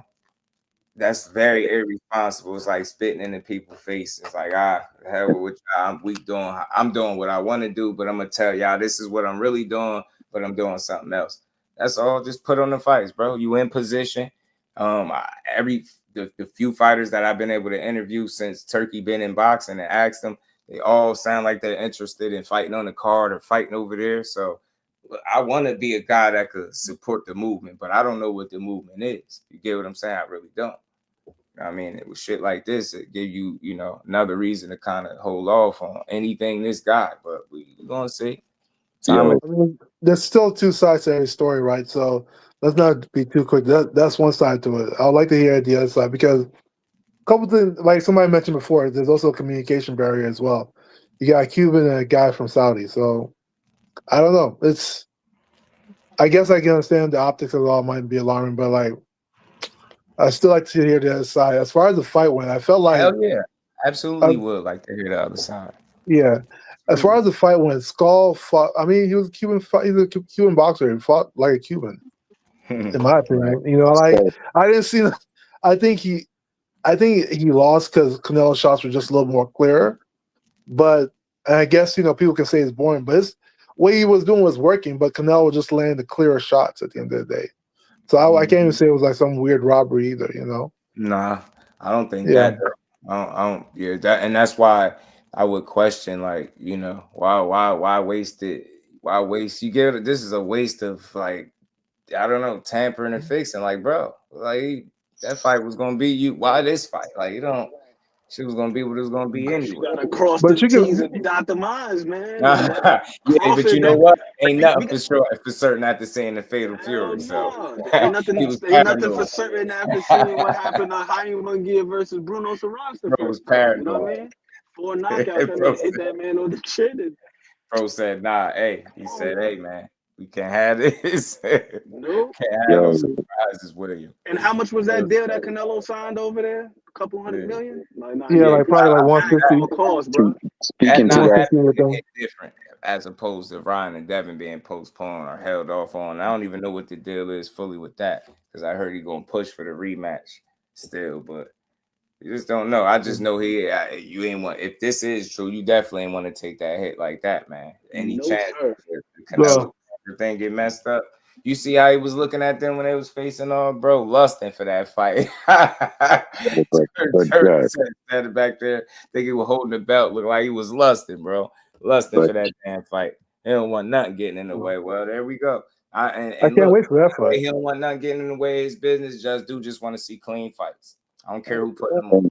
And speaking to the points that you and prior to that, and pound for pound made on a correction for what was said by my man Hacker, I just want to make sure we remember that Shiraz is coming up on the main event. Shout out to the OG for now. Would he have gotten that main event had he not gotten the draw in the fight against Adames? Yeah, he will not. Probably not. So what they're saying is, like, if you're coming to me and before the fight, before I even go out to take the fight against the main event star, and you're telling me something like this, and then we see the look of that play out prior against in Adames Shiraz fight, you can see how it gives a little bit of levity to the words that he's saying. Not to say that it's true, but there's the benefit of the doubt both ways. But all I ask is not for you to walk anything back against anything going towards the PBC or anything, but give them likewise the benefit of the doubt. We be putting too much. I mean, okay. For instance, you look at the Lamont Roach fight, right? Hey, good, nobody's saying like, oh, it's a PBC. Oh, Al Heyman setting up fighters, even though that was a clear weirdness, and that happened in that ring. But that's what we do. Oftentimes on these panels, we pit one against the other. Yeah, so but I mean, I feel like people said the ref was wrong. Like, but people were just saying the ref was wrong in that case, right? I didn't hear much people saying it was like the PBC was like, like the pure, like, there was some people who were saying that's what happens when you go fight on the PBC card. There might be, but also with what you said earlier, like, yeah, that's true. But you also, like I said, remember that there have been cases where, for instance, Ryan Garcia and Rolly, like that's a situation where it put a monkey wrench in the Ryan Garcia Devin Haney rematch, And there's been other cases as well where like the people that Turkey wanted to win as for their plans for going forward, it just didn't happen that way, So it's hard, like just based on that alone, I feel like I can't truly conclude that like he's like rigging the fights. I can't see it. Like we know he has clear favorites and he's very vocal about it. It's not like it's like an unspoken rule. He's very vocal who his favorites are in big matches. You'll see it when Canelo and Crawford fight. He's gonna say who's his favorite in the fight. I agree, Hacker, but that's a lot different than telling a man, hey, we got some business, we got some other plans to tend to. Man, a It is, whole but lot then different. It's a lot different. And listen, Mo, listen, bro. yeah. I would probably do the same damn thing if I was Turkey. If it was all about the bag and we try to get to the I'm big telling events. Turk said, man, the hell with this. Hey, Skull, don't do nothing. Hey, We don't listen, need no bro. surprises. You know what I'm saying? Go out there and play nice. Don't mistreat Canelo, man. We gotta don't mistreat him. It's crazy. Yeah, go to the easy, go to the less. My man said go to the less. Right. That's I the said I'm issue about with to treat looking your past ass. things. Coming back here with that shit, man. Turk. Treat him. You Man. down 2 points. You down 2 points. You can't Go be punch. looking, even if you are gonna look ahead, you can't make it public that soon. Like everybody and their mother knows what the plans are ahead of time. So then naturally you're expecting these guys to win. And these fights look like segues to the big fight. And then if it's just all about it being a meritocracy, or if it's him being this ultra fan and there's certain fights that he wants to see, then you just gotta just let things play out. And even if the result isn't as expected, hey, we're gonna push on anyway. But if it's all about the event, then we kind of lose that. I mean, I get We lose that. the volatility of the sport. That's the reason why I like boxing, the volatility, that anything can happen on any given night. So I don't mean to cut Ann off, but why you getting it? You do get that he told my man he was down 2 points and didn't win a round thereafter. Yeah, got to draw. Mm-hmm. About to go to last year. I just seen Butch Coolidge, man. He took the bread and didn't take that dive though. Fictional character, yeah, man. That's a funny little story. I did just Google it. Took the money and ain't take the dive. Man, I still think Turkey is good though. That's Like all I'm saying. Willie Skull, man, he said something there, man. I thought more people would care about fixed fights. Nah, they like, hell nah, we don't care. Let it go. Let him on his way. They like, let Just on his way. He doesn't understand business. Kirk and Barry, let Just do boxing on his way. Let him on his way. Like, depends on damn, who's bro, on which end of the fix it, that's man. all.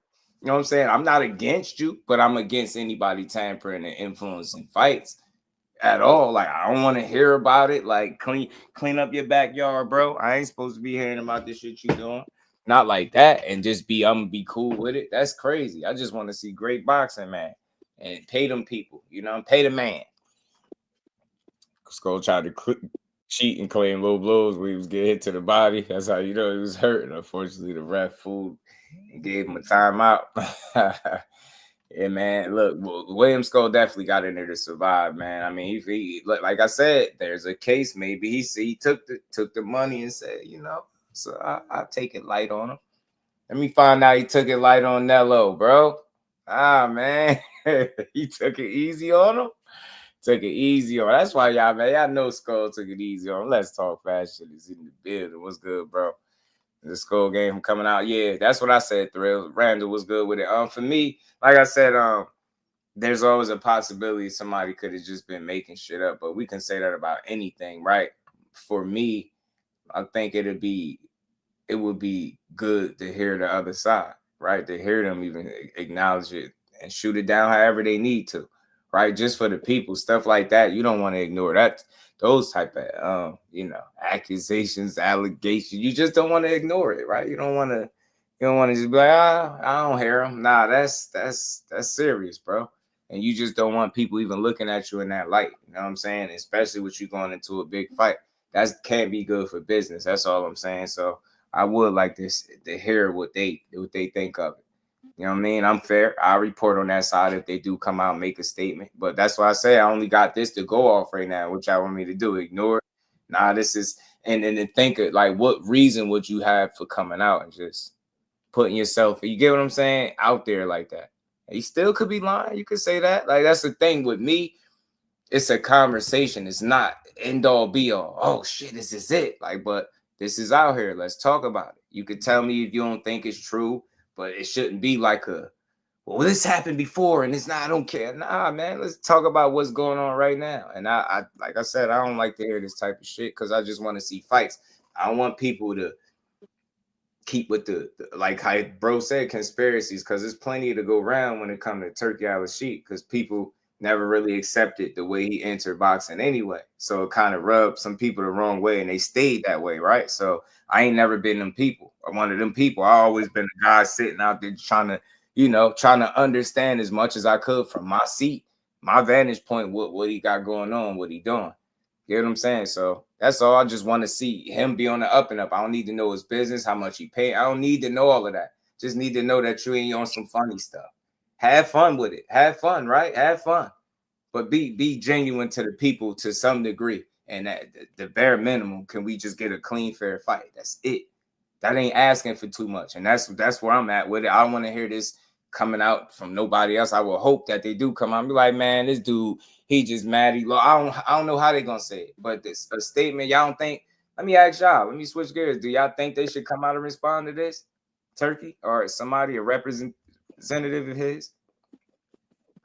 It depends how big it gets. I think. I don't know. Like, it would, like I said, the optics might look bad if they don't, but it depends. If it's not, if they know they're innocent and like it's not that big, maybe not. Maybe they're just like, because a lot of things are being said about Turki now, and he doesn't respond to it really. When you really think about it. People make all these accusations. Oh, Turki is doing, Turki's doing this, Turki's doing that. He's not gonna like come online and start like responding to everybody. No. It just depends how big it is. You generally you get out in front of it the way you do things. I don't expect him definitely not to do no damn tour now. Hell no, absolutely not. One statement to be good enough for me. Like, and I ain't saying you gotta do nothing, but I would like to hear it because I just want people to know I'm fair, bro. If he come out and say something, I ain't gonna ignore it and be like, nah, you see what Scull said, I'll speak on what he said as well. But that's just not good for boxing. That's a little concerning when you a guy that just want to see them dudes go out there, may the best man win. I don't want to know that you've been instructed to play nice because you're getting paid. Like the audacity, bro. I'm already fighting for my life. Now you want me to play with it? Bro, what? You want me to play that? Nah, I should knock you out for saying that, bro. Tacit agreements, man. Let me go right up top. I think something should be said. I think it's that significant for something to be said, being that Canelo is the face of boxing and just being that what the narrative is. It's like anybody who watched what we seen on that Friday and that Saturday, we can tell that they were fighting through those fights. Like they wasn't turned up at all. Like that ain't nothing like this ain't a conspiracy theory. We seen what we seen, right? We seen Canelo fight different than he normally fight. I seen Scull fight differently than he normally fought because I wouldn't watch the fights. He was super lazy. One punch at a time. I was like he was literally walking. Like we know Canelo has enough footwork to cut off the ring and engage when he wants to engage. Like he literally just walked and let the boy run, and he walked just enough for them to keep distance. Make a great point, bro. He could have told Canelo some shit for all we know. You know what I mean? It's like I said, I don't want to speculate, but my thing is this: it's obvious when you look at that. We're seeing Canelo stay fresh for an undisputed fight with Bud. Like so there ain't no excuse when he fights Bud. I'm sorry. That's what I feel it'd be like. There's certain fans, like, and honestly, I'm not saying I'm one of them because I don't agree with this fixed fight shit. But I'm glad that Canelo didn't take no fucking damage in that fight, so there ain't no excuses going into this Bud fight. I get you. Yeah, I don't think Canelo was different though. I don't know. I don't see that. Canelo fought Laurel the same way. Canelo struggles with people who move. I mean, that's always been something that people. But Canelo was moving slow. He was lazy. Yeah, he's older. This guy has over 60 fights. Like if he fights like that, if he fights lazy like that, he'll get beat by Bud. Yeah. I'm pretty sure he probably will get beat by Bud. But like Canelo isn't the Canelo of when he fought Floyd. He only had 40 fights. He's a Canelo that has over 60 fights right now. And you look at it like he struggles against people with footwork. Whether it be Bivol, whether it be Laura, he's struggling with them. No excuses for Canelo. No, it's not about making excuses, but you're saying he's fighting different. No, the guy had faster from this feet fight from his last fight. No, from this fight from his last fight. No. Different opponents. Different opponents. Some opponents make you look good. There's some opponents like you can fight that make you. For instance, I'll give you an example. Karen made Boots look terrible. Boots beat Karen, but Karen made Boots look terrible, right? But what I'm talking about is effort, though, bro. Effort. It was the same. Wait. Vila made Boots look like the Matrix. But when Boots fought Karen, who was a mover, he made him look terrible. No, but what I'm telling you is you seen Boots in all those fights give effort. There's a difference. It was different. Effort. It's still the same concept. No, it's not like the same concept. No, it's not like Canelo moves slower. I'm talking about effort, bro. No. You look slower against a faster fighter. That's what happens. No, that's not what happens. He's slower by moving slower. No, no. I know the difference. I know when somebody looks slower when they're fighting somebody faster and somebody's slower than they were, bro. Like, no. I can't see it, brother. He coasted during that fight, bro. He moved the same way. Can't nobody dispute that Canelo didn't coast during that fight, bro. Absolutely. He didn't look like he looked like he was trying to chase the guy for a little bit. Fuck no. Absolutely coasted. Listen, bro. There wasn't no time in that fight. There wasn't no time in that fight where Canelo exerted any type of energy to put the pressure on him. No. Fuck no. Yeah, but that's why he struggles against people with footwork. Bro, listen, I'm just saying this. My thing is, here's my take on it. Yeah. I know Canelo's gonna bring more effort than that when he fights Bud. So I'm not getting strict. Listen, I'm a Bud fan, and listen, everybody got anybody who can say Canelo's gonna beat Bud. I'm not gonna argue with you because he's moving up 2 weight classes, right? I'm not taking away nothing from this last fight about whether Canelo's abilities. But what I will tell you is, hey man, he didn't put no effort in that fight. I expect him to give effort when he fights Bud, because if he gives that type of effort, Bud would knock his ass out with that type of effort. It's not about effort. You have to also consider the other fighter. So you look at one fighter and you look at them like they're the same. No, you have to consider who they're fighting. Like the person you're fighting, there's some fighters that make you look bad. That's just the reality of boxing. There's some fighters that make you look bad. There's some fighters that make you look amazing. It depends on the fighter. It depends on so many other criteria. It's like, are you faster than a fighter? Do you harder than a fighter? There's so many criteria that goes into boxing. You can't just say, oh, this fighter wasn't trying. No, the person didn't have fun, but was moving too much. I can say that. When they do historic CompuBox lows, homie. Yes, bro. Yes, we're not even talking about legs. We're talking about you letting your hands go, bro. What are we talking? Historic. Yes, hey, Just, how long CompuBox been in? How long they been counting CompuBox? 30 years? 40 years? Hold on. Blaze, 1 second. Think about this again. Okay, you said about letting your hands go, right? Do know you have to be in position to let your hands go. You know that, right? If you have a mover, the more they move, the more you have to reposition. The less punches you're going to throw. That's how boxing works. You know that, right? So the fact the guy's moving a lot means that Canelo's output is going to be less because Canelo always has to readjust. He always has to readjust. That's how it works. Exactly. That's literally how boxing works. Jamal Charlo moved a lot. Thank you. Hey, bro, listen, bro. That CompuBox low throwing, that's a strategy, bro. That's a strategy of posting, homie. I mean, listen, bro, he did not press gold during that entire fight, bro. Come on, man. So I was circling the ring. It was hard. He wasn't even circling that fast. No, Canelo's feet are slow, bro. Canelo's feet are slow. I don't know how to play. He has slower feet. Did Turkey come to you and say, take it to the left, bro? Huh? Did he come to you and ask you to take it to the left? Listen, man, I don't know what. I don't know how you walk in his back, dog. I can't see. No, I can't. So I feel like people over exaggerate a little bit, right? Like, oh, Canelo, no, like they're fighting different fighters. You have to keep that in consideration.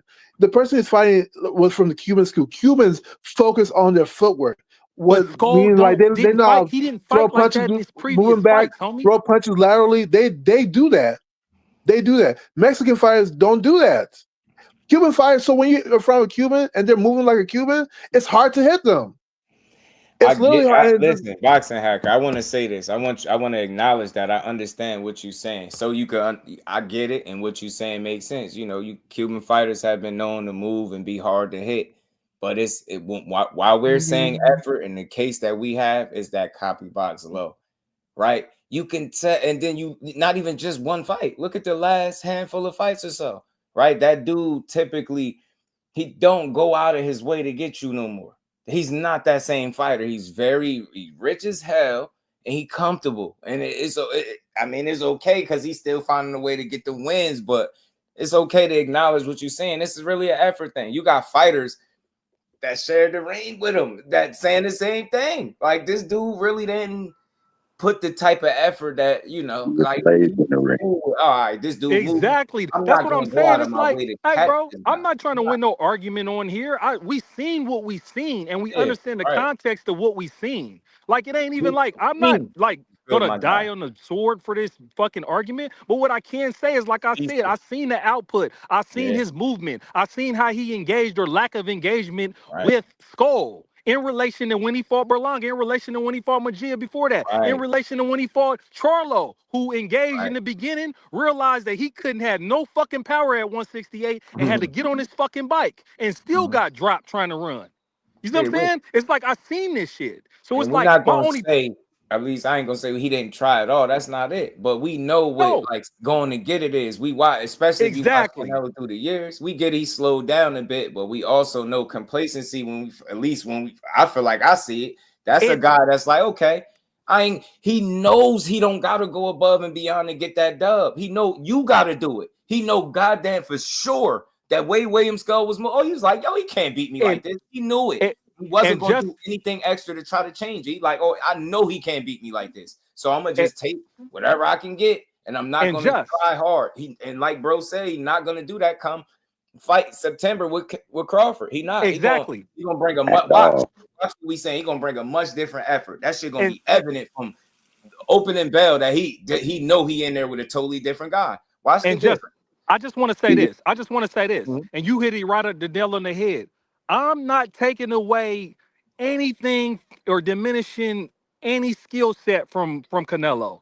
I'm not saying he fell off. I'm not going to say he's old. I'm not going to say none of that shit. That's not what I'm saying. You're not going to trick me into this fight and be like, oh, I'm a Bud fan, and be like, oh, he's going to knock him out now because he's going to move like that. I know this was a strategy. I expect Canelo to bring his best self up to this fight. And not only is he going to bring his best self, I know he's fucking fresh because he didn't even get into a fucking fight. And I'm glad. Like I said, I don't want no excuses. I don't want no excuses to be like, oh, he had the hard fight with Scull and, you know, Bud been off and been fresh. All that old stupid ass shit. True. You feel me? We ain't got to hear none of that shit. When we got, if the fight happens, because I'm still, you know, they faced off, you know, when they step in the ring, what I know about both of those fighters, and I respect both of those fighters. And I became actually a Canelo fan after he lost to Bivol on how he just kept going forward and kept trying to figure it out when the boy was putting hands on him. Like, that boy's a dog. That effort. That boy's a dog. He didn't coast in that. You feel me? Because Bivol, if he would have if he pulled what he did, the Bivol would have stuck and moved, and he would have just walked and not caught him in the ring. You see what I'm saying? He was going for it. And what I know with him and Bud, he gonna go for it.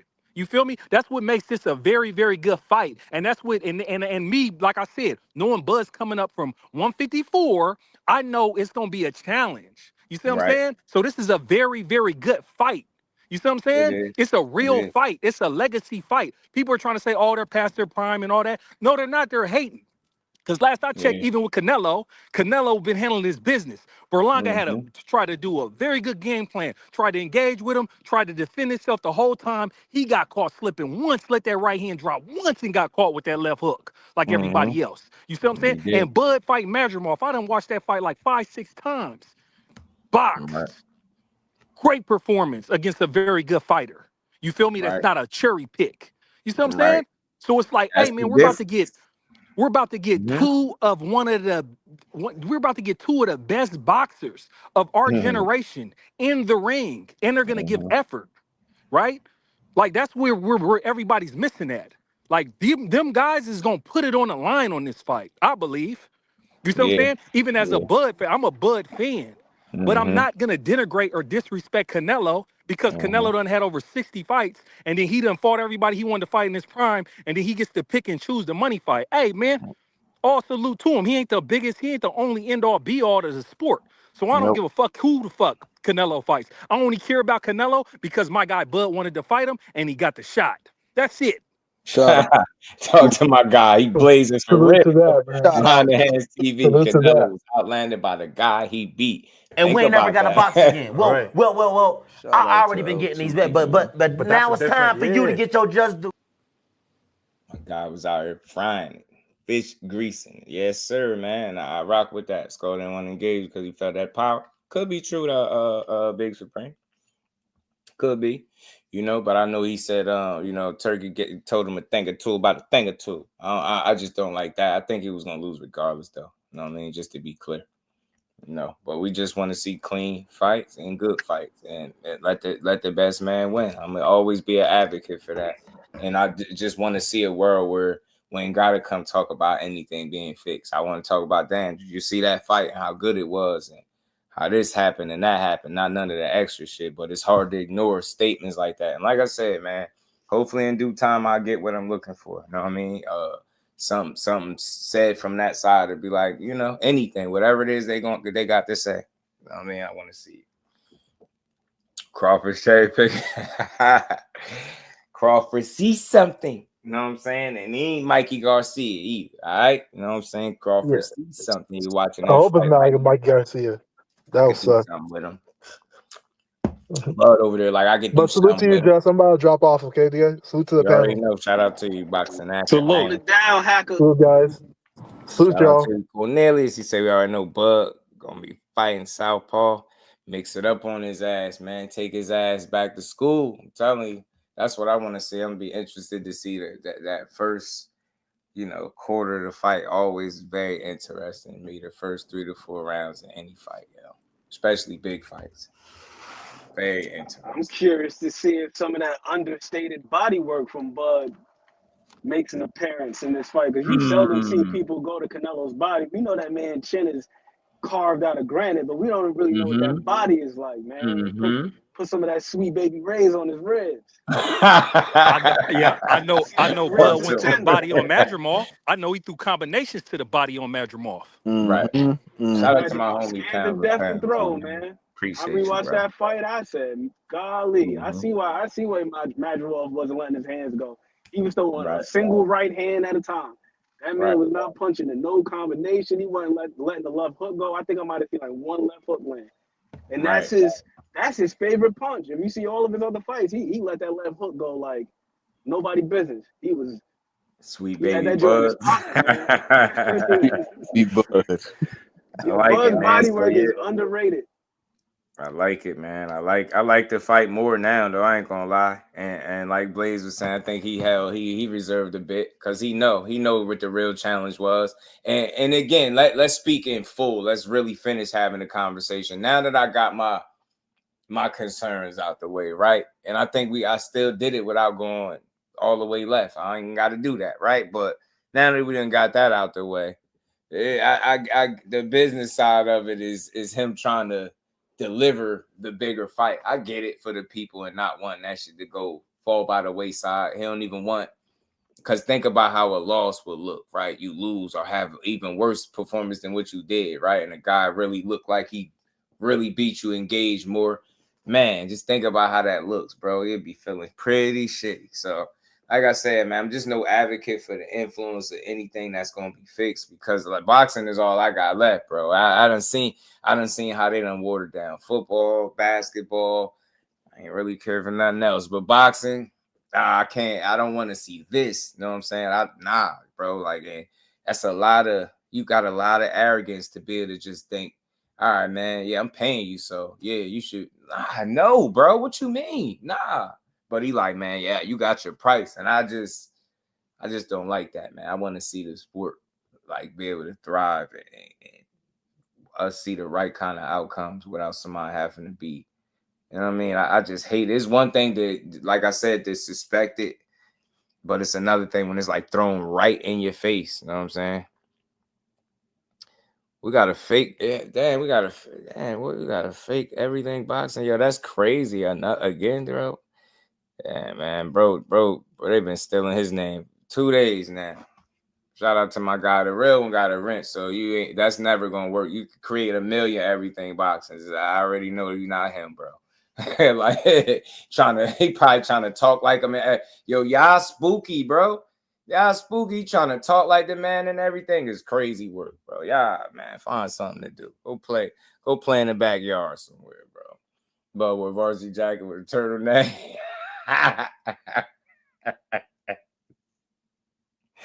Big Supreme, you a fool, man. Turtleneck with a varsity jacket. You know, Bud don't wear nothing but Nike Tech sweatsuits. I'm Get like, me? Bud dressed like he beat ass for a living, bro. He not, you know what I'm saying? I don't know what the latest fit is. He gonna just put some shit together. But no, when he get in that ring, he gonna put some shit together too. I mean, Bud gonna get the hands on you. Speaking of Bud, real quick, because we still was like, you know, we in that ballpark because you know the Canelo thing is the next fight for him. Bam Rodriguez gave his thoughts real quick, man. Canelo or Crawford? You got Crawford? Why? I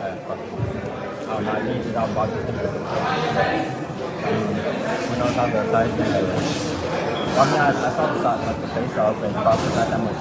I thought he was a lot smaller than Shakur or Zepeda? Why?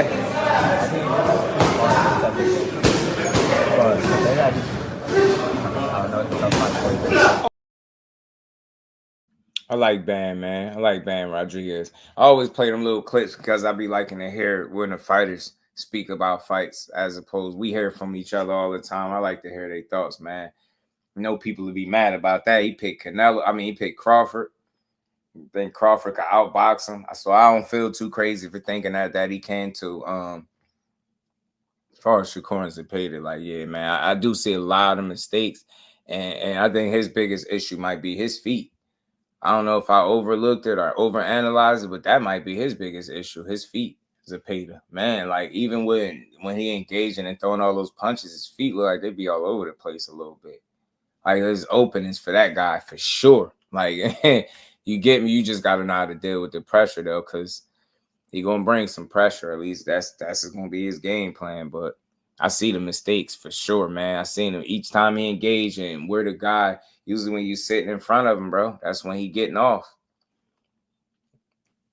and he lazy as hell with that jab too. I was looking at the way that Farmer was countering over the top of that jab with the left hand. Shout out to I said, man, that man about to get picked apart, man. Mm-hmm. He about to get picked apart. Like I said the other day, he gonna have to hit Shakur with something substantial to the body in order to be able to slow him down any. Because if not, I just think the hand speed is gonna be too much. And like you said, man, his technique is shoddy as hell. Like he fall in damn near every time he throw a punch. His feet going one way, his hands going another way. I was noticing, I was like, bro. But it works because he could overwhelm guys. And I get it. Like that pressure is not something a lot of people used to, and they don't be having the feet and the moves, like, you know, to get out of the way. You know what I mean? They be kind of having to deal with it, and then they end up succumbing to the pressure. You know what I'm saying? They end up, you know what I mean? End up getting to you. Because this dude would throw punches forever if you let him. But yeah, I think it's just all about being smart and being a much different look than what he's seen so far as a pro. I mean, Tevin Farmer gave him what he wanted, and that fight still almost went bad for him. So, let alone somebody not giving you what you want, it's going to be a different look. But I expect it to be, you know, scrappy and entertaining too. That's the best thing. I think that's one that the people should be able to enjoy, for sure, man. Beth said, Bam moves up 2 weight classes for his quadras. Bam is a beast, man. Bam is a beast. Cornelius said, folks be too serious. They do. And Jack Catterall's moving up to 47. I heard about that too. Him moving up to 47, not Harlem Eubank. So Chris Eubank's cousin. I know about Harlem. I didn't know he was gonna fight him though. Pono having all these good cards, different networks, same day. Man, it seemed like people getting the picture, bro. I mean, that's part of it too. This Golden Boy PVC thing that they announced in this partnership seemed like I seen some good receptions, you know. People feel good about that or not? How y'all feel about PVC and Golden Boy linking up, man? I think it's great when all of these people link up. I just want to see all these fighters mix up. Right. I don't think it's a way forward to be a bad thing. It's just more opportunities and more fights.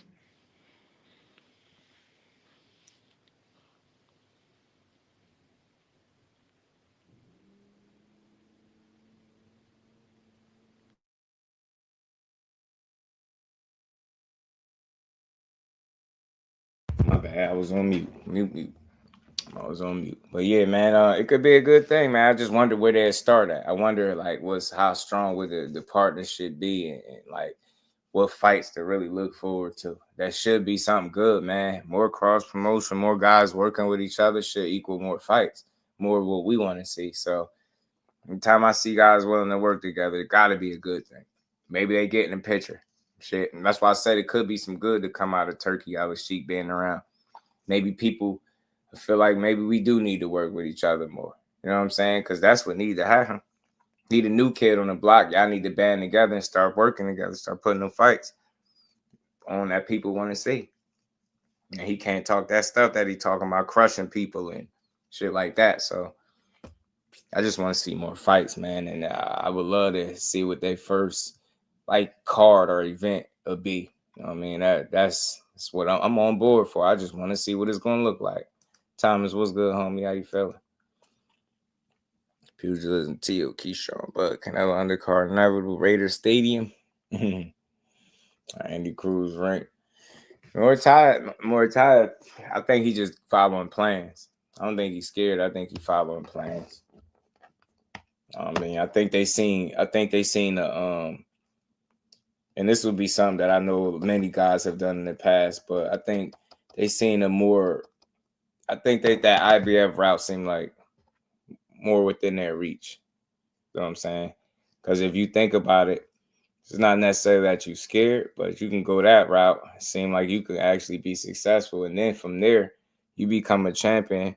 Now any of those other fights become unification fights. So he could be playing the long game.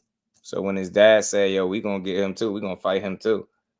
I mean, it could be that, right? It could, like a lot of times we be like, nah, why you going away from the smoke? I don't think it's necessarily going away from it, but it might be going with a more, I guess, more, I don't know, that path seems, you gotta route that's more probable, man. And we also gotta take it's this right into in front of you. consideration. Like Keyshawn Going ain't the going to be, that's not IBF going to be route, easy. going the IBF route, you got Mm-hmm. Lomachenko, who's in recess. In the Right. event that he don't come back, more than likely he's gonna be upgraded to. I'm gonna say more than likely he's gonna be upgraded. He's gonna be full champion. Top Rank will have him do a defense or whatever, and then they make the Keyshawn fight.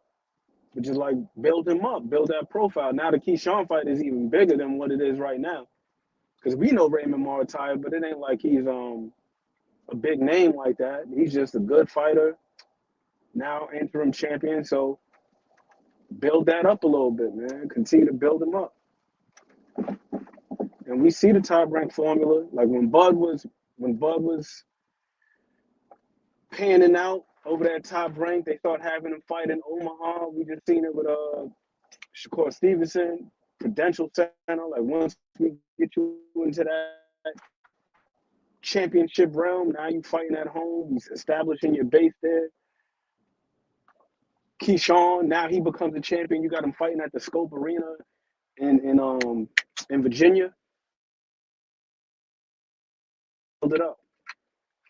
And it's probably only about 2 fights away, if that, which is less than 2 years, provided both of these guys stay healthy and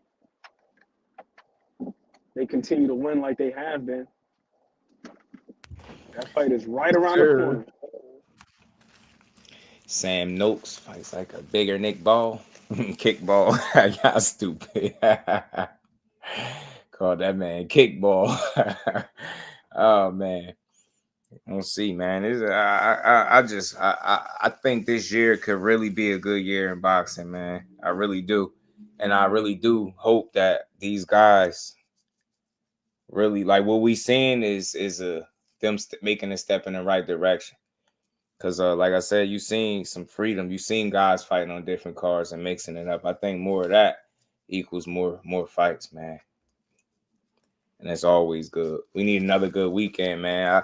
I ain't gonna lie, it wasn't, maybe everything ain't live up to his expectations, but having boxing on Friday, Saturday, and Sunday is great. Yeah, that was good. Nah, it just was. I feel different when it's boxing on like that. Every day of the weekend, I was like, yo, this just it's feel different. Like it's no other sport. As you get 3 days, I'm like, damn, we got a Friday and it's Friday and Sunday as well as Saturday. And then, you know, you say they save anyway for last, and he did his thing.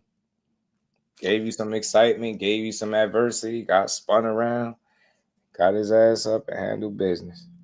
Yeah, that was beautiful, man. And it's like, as a boxing fan, I really don't have much to complain about, bro. I mean, we seeing these dudes starting to mix it up a little bit. It's always, of course, going to be the same 4 names in the division people want to see. But it's like, we got to see Teo Barbosa, Devin right, Rolly versus Orion, and we got the Ryan in the tank, and now we getting the Canelo versus the Bud. We're gonna get the Keyshawn versus the De Los Santos. It's like some good action. I can't really complain, bro. Like, get some good action for sure. It's good. I mean, even Vito got a hometown fight with Tyron and Nork. That's dope, man. You're not a champion. Shout out to Vito. I like Vito, Nicky, man. Shakur Matiz on July 12th. They'll both be WBC champs at 35 and 40. Right. He said he already got calls about them too. Shout out to PJ's big dog. He had got calls about Gary and Sue Brielle, but if you heard Gary speak in the past, I think they feel like they cool. I don't even think he really interested in pursuing that. And, you know, people hear that and they're like, well, aren't you scared? Nah, because certain shit you just ain't got to do. It's not like a push come to shove situation. And they at 140 where it's more than enough smoke to focus on. That's what I hear, right? Like that's, you know, that's something where, you know, you get to the division, maybe that situation changed. But I just thought it was crazy that he already got calls for both of them, Matisse too. Go to 140 and fight. I'm like, this dude, man. Nah, you still got some fights at 35 left. Andy Cruz, nah. I don't think it's this guy. I think Andy Cruz is not the same. It's much like any other fighter, bro. These dudes be following their plans. And he makes sure he don't let you forget that he beat Keyshawn as an amateur. But I can't wait till he grow past that stage, man. It's crazy because are they going to have to fight for him to stop doing that? Kind of like Savannah and Clarissa or what? I get it. He was kicking up, but I just feel like Keyshawn a better pro. He just look like he's more polished as a professional. And again, like the stuff that Andy is trying to do in there, as far as like fighting, when he be mixing it up, being assertive, being aggressive on that front foot, Keyshawn does that stuff more natural than me. And that's the difference. He's trying to be more of that, you know, assertive guy that's going to hurt you and not just pile up points. And I think it's not the easiest transition for him because of the amount of time that he spent doing it. But, I mean, shit, you got the right kind of trainer, I would think.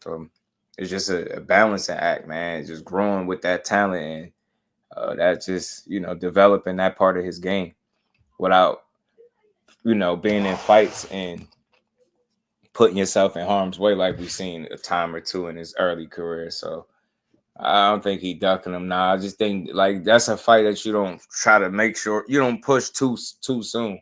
I think they would want to probably get that dude a belt or something first. Possibly if it was up to them, right? If they could before they try to make that. I don't see them trying to make it beforehand though.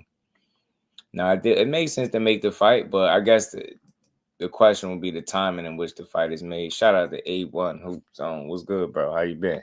What's good with it? So I'm not against it, but I just been trying to understand, and it seemed like they got a bit of a plan for them. It seemed like their paths might have to cross each other, right, at the end of the day. But right now, I don't see it. I wouldn't mind, though, but I think Keyshawn beats him. And I ain't just saying that. I just feel more polished professional. Still be a competitive fight because Andy can scrap. Make no mistake. That dude can fight. He can box, shots. He can box his ass off. Keyshawn just looked like a veteran in there, man, with only 12 fights. So you could tell that his corner and his team, but the way he just took it in so fast, like he just seemed like a complete fighter. Like I can't really pick holes in Keyshawn's game like that. Like he just he did jump back down and fight him as while he was pro. But the thing is, he was a pro in the amateur system. It don't really change much, right? Like that's not as impressive as it may sound to me, beating him while he was already a pro. Because you look at you still in the amateur. You get what I'm saying? You had to go back to that world, and that's still the same shit. The whole thing with Keyshawn that I always been told was he had a pro-ready style.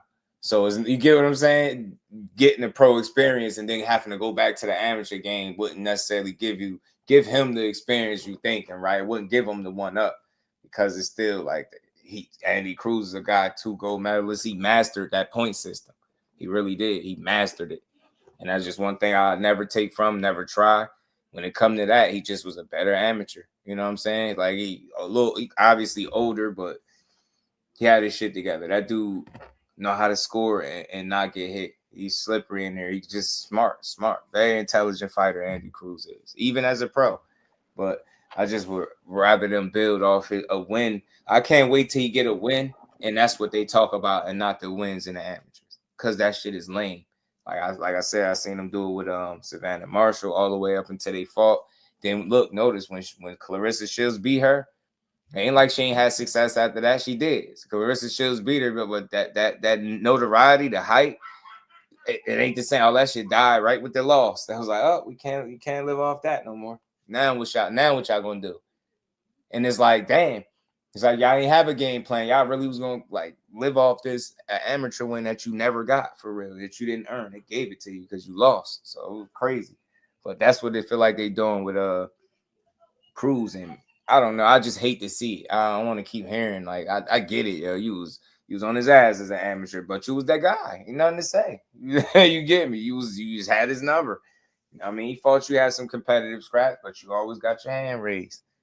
You know, but again, as a professional, I think where things change is having more time, obviously, in being a professional, right? I think that's more Keyshawn's world, right? Yep.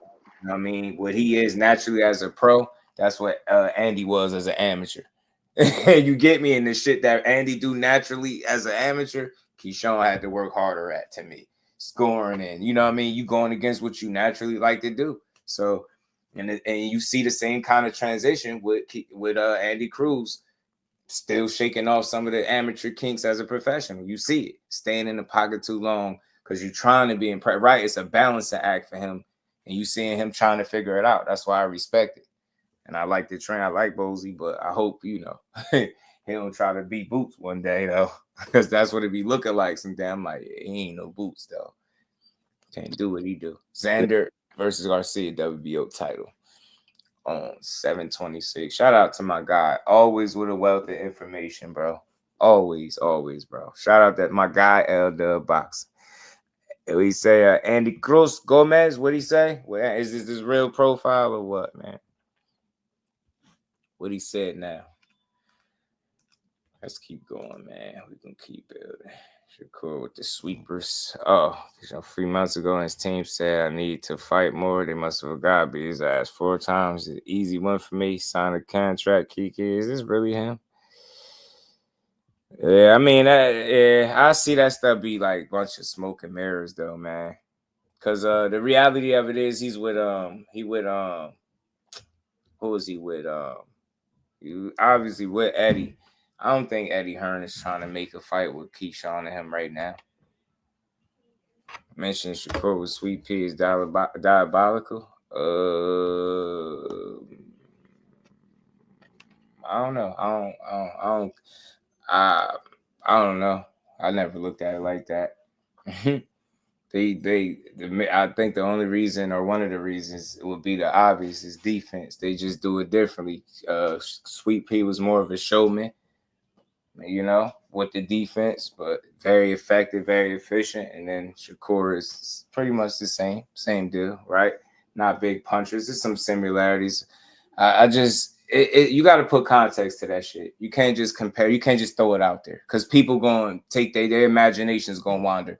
Nobody ain't going to use, they ain't going to make the connections. You got to make it for people, because if you just throw it out there and say, that's Sweet Pea, but I don't think so. You know what I'm saying? I don't think it's... And the sentiment, man, surrounding Sweet Pea, with him being a legend, him being passed away, nobody's ever going to measure up to that in the eyes of people who admire Sweet Pea. So that's a fact. And it's all good because he a damn legend. It's all good. But that, I'll put it in context. For me, that's why I've never been big on constantly making those comparisons, because then you got to keep explaining. It's like you better off just, you know, you got to be very specific, right? You can't just throw that out there. That's all. You know what I'm saying? You can't just throw it out there. I'm done while Shakur still showing. Have just seen what Sweet Pea has done while Shakur still showing.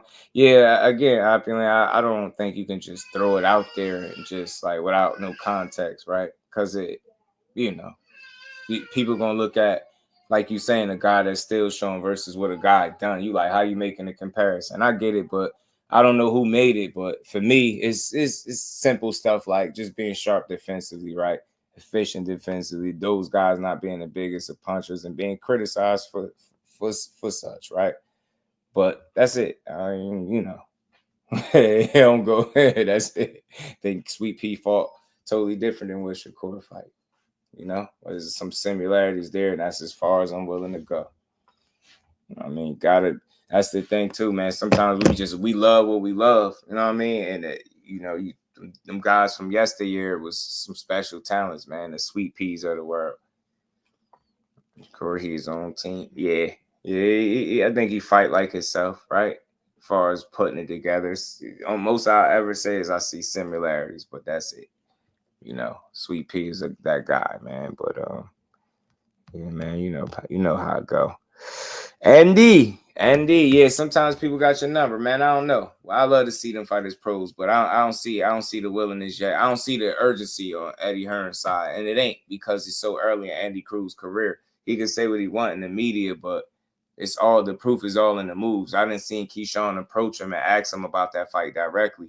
And him telling them when they was going to make the fight, where they was going to be, he was willing to put the fight at and all that. And even hearing that, I just know he just telling Keyshawn what he want to hear. Like, he wasn't trying to put that fight together. And I don't think he's scared. Nah, you probably want to get Andy more experience. Because if you're really watching, like, as professionals, some things that, you know, listen, the fight's still competitive, but I think it's tips in Keyshawn's favor.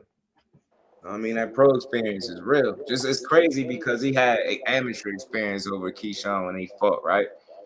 Just being naturally in the game longer, older, and it's like now kind of roles reverse. Whereas professionals, Keyshawn got the experience, and he trying to catch up, but older. It's interesting. But with a skill set, talent like that, you got Bozy. Shit, man, he in position.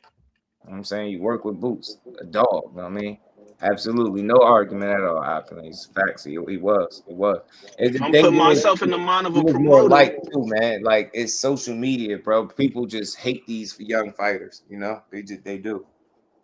Because if he had that same style now, opulent Sweet Pea style now, would be getting shitted on, and that's what Shakur be trying to tell people. They appreciated him back then, but they would shit on him now, because that's what they do. I've yet to hear. I don't remember the last time I heard it like a pure boxer just get credit for just being who he is. It's been a while. It's been quite some time for me. So shout out RIP to Sweet Pea. You know, we know what we watching. But the fools of today would not appreciate it. Would not, maybe. Oh no, then again, because you never know, because he was flashy with it, right? They hate Ben Whitaker. You get what I'm saying? They hate Ben Whitaker, so maybe, you know what I mean? And they hated the way they speak. They hated what's his name? Buddy, UK dude, Hasim Ahmed. I mean, did I say his name right? I think I did, but yeah, that guy. Yeah, Hasim. I was tripping. I think the knock I was that having people had on Prince moment. Naseem is Prince Naseem, you know, all that dancing and stuff. It's like they liked it back then, but they probably hate it now. Say he showboat too much. You know what I mean, I just could look, if you show it, whatever it is that you do, if you can do it at the highest level consistently, I could appreciate it. That's just how I am, right? That's what I was about to say, Just. That's what I was about to say, Just, because with Ben Whitaker, there were question marks, and then the first time you see him in a sticky situation with Cameron, then it's like, right. See? Shout out to my guy, Pac-Man, ATL. You doing all that showboating and you can't even handle this dude. How you supposed to be fighting the top guy at 175 like that? When you look at Sweet Pea, though, Sweet Pea was styling on Hall of Famers. Well, they weren't Hall of Famers at the time. But I don't know, Opulent. I don't know. These fans is weird. You know? I don't know. With that style, could you be so sure with his style? Because the shit that he do, like they'll say it's running. And like I said, I don't know. People just don't appreciate shit. So it's good that he came up in the time that he did, where he was appreciated and knew what he was. But shit, everybody always got their fair share of shit. But I don't know. These fans are just so weird to me that I don't think they would appreciate his style. I would say that in my opinion, I don't think so. Because that's the shit they complain about. Guys ain't not a knockout guy either. Oh, he a pure boxer? Shit, hell no. We don't want to see that. We want to see entertainment. We want to see blood. That's how they be. We don't want to see that. We don't want to see him. We want to see you boxing and moving. I don't know. You know what I mean? It'd be interesting to see though. Like if I couldn't see it though. I think people would like Sweet Pea, man. Sweet Pea had style. Sweet Pea had flair. And the other thing too is, like around the time of the Azuma Nelson fight, he started to settle himself a little bit more too. Because prior to that fight, he moved a lot. Right. And then George Benton was telling him like, "Yo, you can still make this guy miss and be like right in the pocket and be there to fire back on him." That was kind of like the turning point. Because I had watched that fight recently, and George Benton was real specific about that in the corner. Like, yo, you do not have to move this much. And that was kind of like the turning point. And then you start seeing Sweet Pea slipping and sliding like right there in the pocket. But then he still had we know that. We know stuff. that, Dub. But shit, we know a certain runner. We know a certain guy that fight in the pocket majority of his fights, and they call him a runner to this day. So this is, I think, with me, I can't tell nobody else how to see it. Fans appreciated boxing more back then. To me, you didn't have guys telling dudes how to fight fights. You didn't have people trying to implement no running rules and all types of wild shit in today's boxing, right? You don't have that, but you had more of an understanding. People were more students of the game. Nowadays is, if it don't look like what the couple of guys I watch, if it don't look like that, then it ain't good. They running, it's this, they trash. It's like, so that's the reason why I look at it the other way. I feel like they don't appreciate the boxing as much today. It's just a bunch of complaining, and social media gives you everybody opinion. So even when something is not bad, you can say it is because you can, right? So that just, seemed like it was more of appreciation for the sport. Obviously, no social media, which could be good and bad in a way, right? But that's what I feel. Overall, people just appreciated boxing more. Now it's like, nah, you got to do it like this. Nah, you got to go in here and beat them like this. Nah, it's supposed to happen like that. It's like, what? Bro, just watch the fight. Shut up, sit down, watch the fight, support it, enjoy, bro.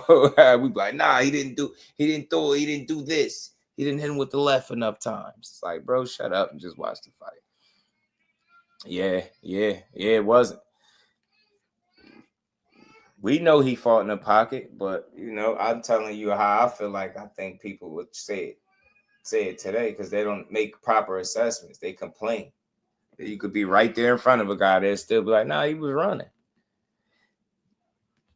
Question marks the game. They're too happy with being half circle, not really well rounded. I mean, some of that would fall in line with the teachers and the trainers of today. I've heard people that have been in boxing for quite some time bring that up. Like that's one of the concerns with the lack of teaching that's being done. And I think that's why you're seeing partially finished products or guys just being good in certain areas. And like you said, not being well-rounded, not being fundamentally and technically sound and knowing how far that shit could really take you. So, yeah, it's all about the teachers of today. That's why I say, even though like, as a content creator, you could be a bit of a teacher, but people don't accept that responsibility that way. So they're irresponsible with the stuff that they put out. It's crazy. Yeah, I think the running thing has grown to be a little bit overblown, a little bit. People have been a little bit overzealous with it, but by the same token, we're in a day and age in which we're seeing people set all-time lows. Yeah, it is getting wild. It's starting to get to that point. Man. Yeah, it's starting to get to that point. You look on we giving them on their website, they got a 400 plus club. I'm not sure if you ever seen it. But they got something called the 400 plus club where they got all of these fights where you had guys landing over 400 plus points in championship fights. Right. And there's a lot of guys on there that have been renowned for their boxing skills. So you can do both. And you have some of us who stay on the side where we're like, all right, we're all about pure boxing. And it's just all about the least amount of damage possible. But you had guys throughout the course of history, Orlando Canizales and Salvador Sanchez and James Toney and this one and that one, but these guys were excellent boxers, but they were also maximizing opportunities to be offensive. But we seen like last Friday with Devin Haney, as a human being, I understand it because I could only imagine what was going through his head after being on for all that time. And then also we had this conversation about the psychology of it, where it's like it's hard to trust your work with the things that you've been doing for God knows how long. Right. It got you dropped several times in the last fight. So it's like, how confident can I really be in the work that I'm putting in? I don't know if I really trust it because this is what I got. I put the work in, but the results didn't match up. So I'm pretty sure that's something that's difficult to reconcile in your mind. And then not only that, but you're also thinking about your next potential fight. That's a fact. The next fight down the line, like, damn, I gotta protect the bag. I gotta protect the investment. So I gotta fight a certain way. And it looks like that. And then just the way he looked, it's like, yeah, you're moving, but where's the punches off the angle? That first round, it was like move. I understand failing out, but goddamn, it's like you throw 1 or 2 punches in a single round, it's like, that's just crazy. Especially if you haven't been hurt yet. You ain't been touched. And you just moving. You just look anxious as hell. You look nervous as hell. I was nervous watching the fight. Like, goddamn, what's going on with that? Because personally, I expected him to come out and style on, what's my man's name? Ramirez. Because the way Ramirez looked in his last fight, I'm like, yeah, I just know Dev's gonna come out here, put hands on him. This guy slow on the trigger. He's gonna capitalize with it. When he came out and he was just moving, and hopping super far out of range, I'm like, what the hell's going on here? So examples like that kind of lend credence to people with the whole running thing, but I feel like it's overblown because once again, to bring up Shakur Stevenson, we could point to several fights where it didn't look like the Edward De Los Santos fight. Like, did you watch the Fearless Caraballo fight where the man had an injured hand? He was still putting belt to ass. When he was in there with Toka Khan, he was putting belt to ass. When he was in there with Robinson Conceição, putting belt to ass. I was at that fight personally, man. I was enjoying it. So he was whooping that boy ass. Running all day. Right. All right, man. It's just like that's why I say, man. I consider myself a student. I think the more you willing to learn, the more you could understand about this sport, man. And you don't say guys is running on a boxing because you don't like shit, right? You call that shit just how you see it. I just feel like it's like a big disconnect, should I say, with the newer fans in boxing. Because it's just a real casual approach. And I swear, like I said, man, you hearing it from people with big platforms, like dudes telling fighters to stand there and chuck shots without worried about nothing coming back, and just like, bro, what? You supposed to be educating. You feeding into the casual shit, like, bro, what? That's why I say I remember the last time we just got a really good like boxing match without no whine. Even Beaver, we had one with Beaver and Better Beaver. Nope. Nah, they didn't do nothing for the first half of it. I'm like, oh man, golly, bro. Like, if y'all don't see 1,000 punches a fight, like y'all don't think somebody fighting in there, bro. Like this shit ain't easy, man. That's why I be saying, yo, just put some gloves on one day and throw some punches for 3 minutes straight. Just see how if you can do it. Shit ain't easy, bro. You know what I'm saying? Shit is not easy, man.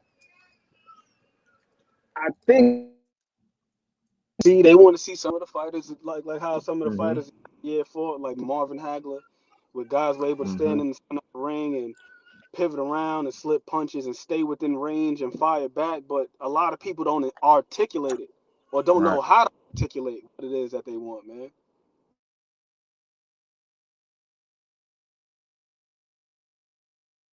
Shout out to my guy Tay Jones, man. Hey, what I'll say to that is I've always said, man, since that performance, I thought that was a bit of a building block for the youngin, man. And we watching the process of a guy getting right back or trying to get back to where he was at. And I thought it was going to take more than one fight to get there. And it's just crazy because all people even despite the win, they really still ready to write him off without giving him no type of credit for getting back in there. My bad. I don't got no situation where it's Marquis was good, bro. Rich, what it do, homie? Nah, he's right, man. And he just proves to be a stalemate. Nah, I think Haney just proved that he still got work to do. I think that's a fair assessment that he got work to do. Nah, my girl I'm not being too hard on him. My girl like the Knicks.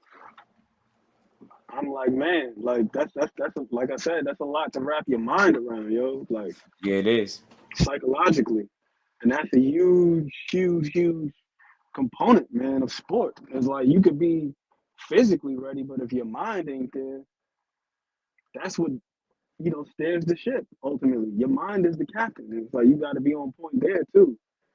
You got to be able to trust the things that you've done. So I really hope that Devin Haney bounces back strong. I feel like he can. I feel like he's capable. That's why my personal theory, I had to put my tinfoil hat on that night. I felt like I think Dev needs to realize he's going to be okay. And the only way is to experience something. Like people were criticizing Cool Boy when he got dropped against Castro. I think that's probably one of the best things that could have happened for him. Like he took the shot, stayed down, stayed composed. When he got up, he was clear. Looked over at Bozy, gave him the head nod, like, yeah, I'm good. And from there on, I thought he did phenomenal in the second half of the fight. Mm-hmm. Right.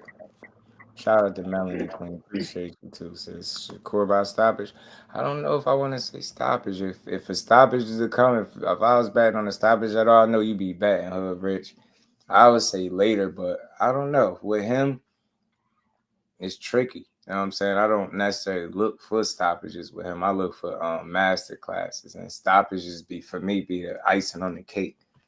So I can't, that's my train of thought, and I've been watching him, man, but it's not out the realm of possibility, but we talking about betting money on it. I don't know. I think a safer bet is decision win. The paid is kind of tough, but anybody could be stopped to the body, I believe, too. You know what I'm saying? You gotta give him credit for getting back in there. Jumping out the window, just. Yeah, you probably. You don't have to give him credit, but I feel like if you are you somebody that said he was shot, right? You said he was done. He, wasn't gonna fight again. Some of those people really said that. They was saying he was never gonna fight again. He probably gonna retire. That's why you talking about taking time off. So it's like if you was one of them people that was saying you wanted to see him get it back in blood and get back. And this is his attempt to do it. So I feel like it's easy for us we was like, and I'm not saying us in specific, but we as a community, we ran amok like through the streets talking about all the mistakes he made. But when they're doing the right things to get themselves back, it's like, well, why acknowledge that? And for me, I can only speak for me. If we could sit up here and acknowledge all the things that he did wrong and the build up to lead up to a fight and how this one failed him and, need accountability, and you see those things taking shape, that's where I come in and I'll give him credit for it because he literally answering some of the questions we asked him to answer, and he going about it in a way that people would prefer, right, in the boxing ring. So that's what, Friday was all about, him getting back in there, getting back to the guy, that everybody wants to see him fight. So that's how I look at it. If you just somebody that was killing them for losing a fight, right? Some people, Bills fell in the sun, and you got people really still saying this shit and typing it in caps. Like, it's the weirdest shit I've ever seen. So he was just one of those people that was constantly, you can take credit, you can give it. You know what I'm saying? Like, we can overanalyze how he got beat, why he got beat, how it looked, and how we think he'll never be back. And then, you see some flashes of him being himself. Right now, it's just all about building off that performance that he just had, trying to get better from there. I always say, I feel like any fighter, realistic goal should be to do better than the time before. In his case, you coming off a fight where it just didn't go your way at all. So I feel like the focus should have always been, obviously win, but do better than you did the last time. Avoid some of the same mistakes you did last time. So I've seen some of that. I've seen some of those questions get answered. I've seen it. So for me, I can give him credit, but I say that to the people that, like I said, was quick to write him off. Now that he back, it's like, man, well, he do it. So you get what I'm saying? So it's like, nah, get him man some credit because he working himself back to that fight. You know what I'm saying? To give people something that they said they wanted again, right? He should want the rematch. That's what they told us. CJ, what it do? Star Fox, what it do? I mean, what you mean what I'm going on about? Yeah, glad you didn't say you shot. That's what I'm saying. So it's like, I don't know, man. I don't know. I look at boxing totally different than most people. So again, it shouldn't be no surprise that I give credit where it's due. You know what I mean? They was quick to shit on that man, write him off. Yeah, and they said he was shot. He'd never be the same. You know, so I feel like some of the questions got answered, and he get another opportunity to continue to build on that in his next fight, whatever that's going to be. Do you think what you saw on Friday plays any part in him versus Ryan in the rematch? You say that again? You think anything that you saw from Devin, like the way he performed, did you see something that was like, okay, maybe I think that'll help him out in the rematch with Ryan, or was it just? Yeah, probably kind of getting back to sticking to a game plan. He was able to avoid a left hook to a degree, but the question is always going to be, can you avoid Ryan's left hook?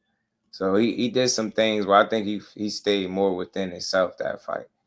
But the output and things and the lack of chances that he took got people questioning. I understand that stuff, but I always thought some of that was strategic, right?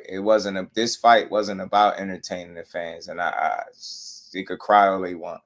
They not getting punched in the face. I think this was about getting a win. I think this was about not getting dropped, not eating left hooks all night. You get what I'm saying? That's just me personally. I think, he checked off certain boxes for himself. And, some of those questions probably still need to be answered because he didn't get hit much, right? You want to see how he respond when he get hit. Still some things, but I think that's what his focus was, to get that win. And, yeah, man, people would cry, make it to the next fight, not mess up the bag. But not just the bag in itself, right? Be smart, right? I fought a certain way this last time. You get what I'm saying? They put me in a real bad situation. So, I think you're going to see him working himself way, back there. And it's going to take, it's a process, I was saying. So that's what I think, man. For himself, certain questions was answered. I got back in here, you know what I mean? I was able to not eat left hooks, not hit the canvas, right? Not be climbing myself up off the deck. So I think, it's something to work with there, something to build off, right? Because I don't think he feels like that's the best he gonna be, right? He still know he got some things to work on. So I feel like as long as he understands that, he is in a good space. But as far as just, could it help him in that rematch? Staying more disciplined, like sticking to his game plan, one that will put him in a better situation, right? I didn't see him fighting with bravado and with something to prove. I seen him fighting like, yo, I'm about to outsmart you. And I get it. He could have took more chances. He had the guy right in front of him. I get all of that. I get it. Left some meat on the bone, but I ain't about to kill nobody for dominating no damn fight. And the criticism was so much louder for the guy that won than the guy that lost. I was just mind blown. So for me, yeah, getting back to you, boxing, being smart. I mean, picking your shots, man. I think you just build off that win. You get what I'm saying? And McQueen said something, I think earlier last week at one point. Maybe he got to get his chin checked a little bit to know that he still can take a shot. Now, I ain't saying go be crazy about it, but you might need to just to answer that question like, okay, I'm good. All right, I'm good. Like, you get me, and that's all. But I'm rooting for the dude. Like, some people wrote him off. That's what I was saying. Like, got to give him credit for getting back and making an attempt to get back in there with Ryan Garcia, cheating ass dude that we know of today. So respect the young dad, man. Ahead of the Paro fight, Richard and Hitchin, he had spoken to the Lemos fight, and he talked about eating a good shot, and he said that some questions were answered for him in that fight. Right. And then you see in the fight with Paro, he was a lot more composed. He held his feet a little bit more. didn't move as much. Like he was like right there with him, and just boxing from the optimal range for him. Right. He wasn't all over the place with his feet. He was a lot more settled in that fight. But he said that it took him taking a big shot from Lemos and like, okay, I got a pretty sturdy chin.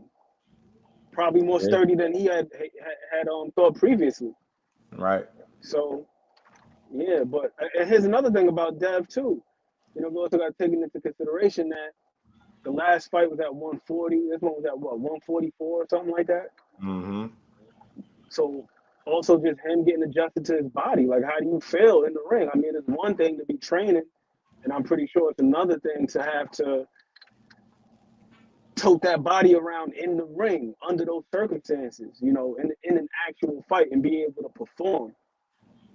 Right. And I saw in that that behind the scenes thing they did with the zone, he was eating more, his recovery process, all those things were different. Like they brought a different element to this camp as far as the preparation is concerned. So that's another box that he probably checked for himself. He's probably able to take inventory. Like, okay, this worked for me in preparation. This really worked. Right. Maybe we can scrap this right here. Like he knows what he can eat, what he can do, what his rest and recovery is supposed to look like. So that's where the fights are really won, man, in camp. Yeah. That preparation, bro. And I get I just try to speak further than just the criticism because I know what that is and I know what people expect, but it's not all bad, bro. We are talking about a guy that won and didn't take a lot of punishment. There are some positives to take away into that next fight, and that's how you got to treat it. It's just one fight at a time, bro. This one was for you and your team, man, to get back, to get your hand raised without no controversy. And I'm telling you, it ain't moral victory. He got a real win. It just wasn't, aesthetically pleasing to the eye. But who cares, man? Like, after going through that shit, I'm telling you, my sole purpose would have been to win, yo. I'm sorry. Can't fault me for that. Came out here and got my ass whooped in front of people. I got embarrassed. I'm not letting that shit happen again the first fight back. As a matter of fact, I'm going to make sure this shit don't even come close to happening. That's all I'm saying. Like I said, I ain't saying you fight every fight that way, but nah, you just try to build off that performance. And you show more, you keep showing more of yourself. And however long that takes is however long it takes. But walk yourself right back to the top where you need to be. You know what I'm saying? Work at your pace. It starts now. I mean, it started with Ramirez. You got him out the way, and you just keep building. That's what in a perfect world, that's how I want to see it for him. I ain't rooting against that dude. You know what I'm saying? I want to see him get back because shit, him in the mix is fun for boxing, I don't care about Bill talking shit. Have fun with it, you know what I mean? But he's a damn good boxer. He always was. So to see him return to form would be refreshing for me. You know what I mean? To see him be all the way himself. Because he got more fight, 26. I don't want to see nothing be really wrong with this dude because of one fight with a cheating ass dude. So that part where I always level with him. You know what I'm saying? I want to see him get back. I mean, so it's part of the fight. Dropping David. I mean, took punishment, man. He took punishment. Took punishment in the fight. No, he didn't. I seen way worse ass whoopings, as a matter of fact. I mean, it certainly wasn't sustained. It was like Ryan had big moments, but even still, I think psychologically, there's some damage there too. Because, like, once again, you've been doing this, you've been successful. You always speak to this. You've been successful 30 times. That one time you're not, and it looks like that, and it's somewhat embarrassing because of the way people are talking about you. Man, that's going to resonate with you a little bit more times than I think it's a lot more than the 30 times you were successful. That one time is like, damn, like, what do I got to do? Am I really, it'll have you in there like Teofimo. Do I still got it? Right. So I'm with you 1,000%. Do what you got to do to get the win. And if I'm Devin Haney, man, I'm shameless about it too. Like, yo, you want to see me fight? Tell my opponent to make me fight. Tell him to do something to draw me into a fight. Tell him to hit that agility ladder and work on his footwork and cut the ring. Especially after getting, Hell yeah, Bounced up off the canvas. You got me effed up if you asking me to go do that again. You gonna have to, like, what I'm saying is, not saying I ain't gonna take chances or try to entertain y'all, but as far as that, give him opportunities and put myself in bad situations, absolutely not. You're gonna have to, if you want to see me in that kind of situation, they're gonna have to earn that, because I ain't giving it to him, and I seen where giving it to him got me. And yeah, it's time to clean up and go back to the drawing board, back to what got you here. As boxing, using that jab, staying smart, utilizing that right hand, good body work, foot movement, just putting that shit together and boxing a smart fight. And that's what you got to get back to doing. And I think this was an effort to do that, just slowly getting back to where you need to be. Now this could be exactly who he's gonna be for the foreseeable future, but just gotta wait and see, gotta wait and see. And if we don't like it, we don't gotta watch, man. We got other fighters that go in there and scrap. You know what I'm saying? Like, if you still want a highly technical performance with violence infused, you got Nwaya anyway for that. You know what I'm saying? Or Junto Nakatani. Right, opulent. Facts. Terence Crawford. You got other guys to watch. Somebody in the what's the name in the chat said it's 6 million styles. Like, we got a lot of fighters to watch. So it's like, you don't want to watch that, then just don't tune in. We don't got to give it no type of energy. Now, sometimes, Mr. Mileage, getting your ass whooped, would light a fire. It would piss you off. It could, but shit, in this situation, I think it's just, I don't know, it's a lot to consider. It was in front of a lot of people, a crowd. Like, it's the first time that's ever happened. He ain't never been on the receiving end of not getting his hand raised as a professional. So you gotta think of all the years you just put together building, and then you have all of this shit happen to you on one night where, like I said, you're just getting dropped. Right, your jab getting neutralized, right? All this stuff, picking yourself up off the canvas multiple times, right? Having those questions in your head as the fight going on and finding a way through it. And I think it's a lot to deal with all in one night. And again, just knowing that somebody may have impacted the way you fight because they were cheating, it's always an element that I think is at play, kind of get overlooked. You know what I'm saying? That shit, fuck with people. Everybody's just not the same too, right? Everybody respond to shit differently. And his response was what? All right, I took some time off, had to compartmentalize, get some things right, accept some accountability, realize what I did wrong, make some changes, get back in here, fight this guy, get this win. Like, you get what I'm saying? It's just, I'm pretty sure it's a get back process for him. In a perfect world, it would be great to say he just jumped in there with Ramirez and he was firing on all cylinders, but just that, it's still, you got some more stuff to work on. That's all. And it's possible for him to be better than he was too. That's the thing, because some people wouldn't think he was coming back.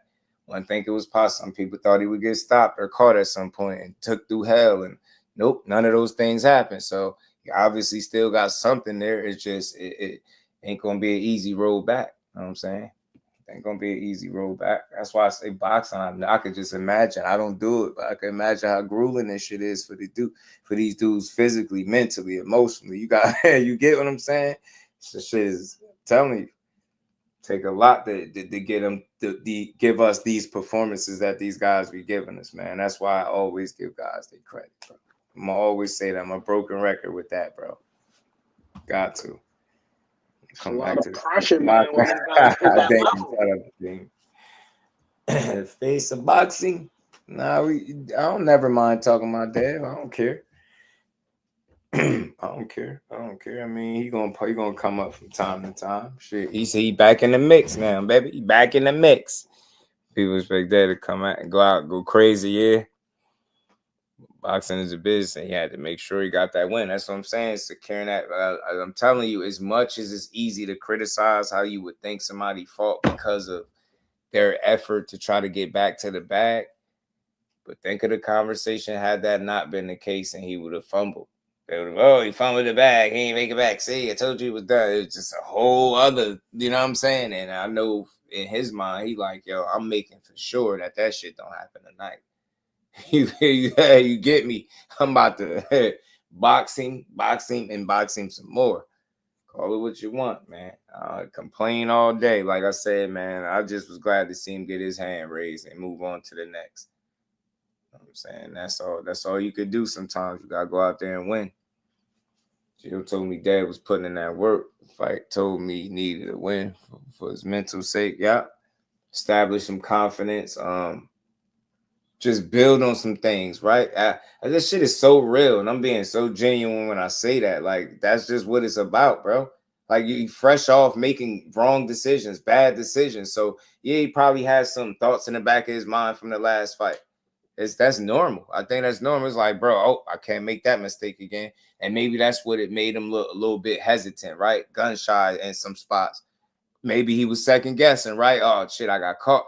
And it's just, it's not all bad. It's only bad if you can't build from this, right? It's not bad. It's only bad if you can't build. But he did learn. He showed you from the last fight to this one, those same exact mistakes that I was making, I wasn't making. That's a win. That is a win. I'm sorry. Yeah, it ain't gonna be super exciting, but hey, bro, I gotta win. I just gave y'all a fight like that, so I gotta win. I always bring up Floyd and Mike down there, bro, and I know this wasn't a rematch, but I'm just saying in terms of giving somebody a fight in the style that they wanted it. Yeah, he fought in the pocket and made it entertaining. They was like, his legs is gone and this and that. Man, Floyd switched the game plan up, boxed and moved. That shit was like 10-2, 11-1 probably. he cooked Mike down the ass, just boxed him and moved. And that's what it was about. And it wasn't a rematch like it was with Floyd and Mike down there, but in terms of approaching him giving y'all a fan-friendly, fan-pleasing type of fight that put him in some bad situations. He like, nah, I can't do that again. I'm not gonna do that again. Not that I can't, because of course you can come out there and put yourself in harm's way, but he's like, I'm not doing it again. So a part of me as a fight fan, I respect that.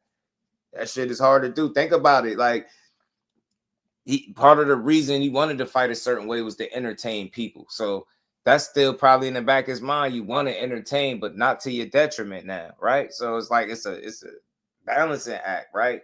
Of trying to entertain versus making sure I ain't putting myself in harm's way. I know what I'm saying, I ain't putting myself in a bad position by trying to get the fans in an uproar, man. You got to let that shit come natural, right? And for me, I ain't have to be no super box office guy, man. I appreciated seeing them outbox the head off people. I didn't mind. My favorite fighter is a pure boxer. Never mind seeing Devin Haney do what he do. I don't care about the clinching and none of that, because I know continuously winning at that level is not easy. So he was one of the top guys. He still is, and that's what he's trying to reestablish, that he belonged right where he once was. So we'll see where he can go from here, man. I mean, we'll see. Motown, Shakur Masterclass, absolutely, man. I agree. Fight with 100 people in attendance versus 19K present. Yeah, that atmosphere made it easy for him to fight that way. Hey, man. So you heard some of the fighters speaking about it, that atmosphere, because what's one of the things that fighters always tell you they be going on? The fans and the energy, the atmosphere. And if that's a little bit or a lot compromised in a significant way, then kind of removes the element for those guys. So, but if you're somebody that don't want to have a conversation, you're going to say that's an excuse. But if you're somebody that understand how that shit could affect performance as far as an athlete, then you know what it is. It's one of those things, right? So it's one of them things. But let's keep rolling while we're here for these minutes. Shout out to my guys up here on the panel, man. I wanted to touch on something else that got people a little pissed off, because Shakur, he don't got to do much to piss people off. He just gave his opinion on something. And yeah, he gave his opinion on some fighters. Let's get to it, man. Let's get. So I'm gonna say a name, and you're gonna say the first word that pops in your head. Okay. Canelo. Great. William Scull. Running. In a way. Great. Haney. Solid. Bud. Great. Tank. Overrated. Teofimo. A bitch. Cardenas. Hell of a fighter. You know, that'd be pissing the neighborhood off, man. He could call it, say, Haney solid. You know, anyway, great. You know, Canelo, great. He took a shot at his rival guy, Tank. That's just regular fighter shit to me. I think he know what he doing, bro, because I've heard him give him credit far too many times to really think he might, you know what I'm saying? So again, overrated could mean the way people rate you, but the way he think of him is all that matter. And I've heard him give him credit too many times to count. Really, you know what I'm saying? I've heard the man say Tank boxing skills is insane. But I see, you know, when Shakur do them little interviews and then they ask him about him, and he say he answered, and they all he's doing is talking about. They asked him about the man. He said overrated. It's subjective, man. So where do you rate these guys at? But I think he's earned his spot for obvious reasons. The performances, right? The drawing power and the consistency within those things that make Tank exactly who he is. And not to mention, you know, the guys that share the ring with him, whether it be in the ring, under the lights, or in sparring. They all give him his credit for being one of them guys. So Shakur just talking how fighters talk, man. Maybe that day he felt like he was overrated, but I've heard much more consistent basis that he think that dude is a world-class fighter. I mean, I ain't Tank in the interview say that the man, what has he done for the sport? So what the hell is Shakur supposed to say about him? It's clearly just banter. Yeah, just a little. We can't get bent out of shape over stuff bro, like that. Hey, and McQueen, I don't know how much Twitter you be catching, bro, but it's the reason I be fighting this good fight. The way I be seeing people coming for this kid, man, it's like by now you would think somebody would have beat him.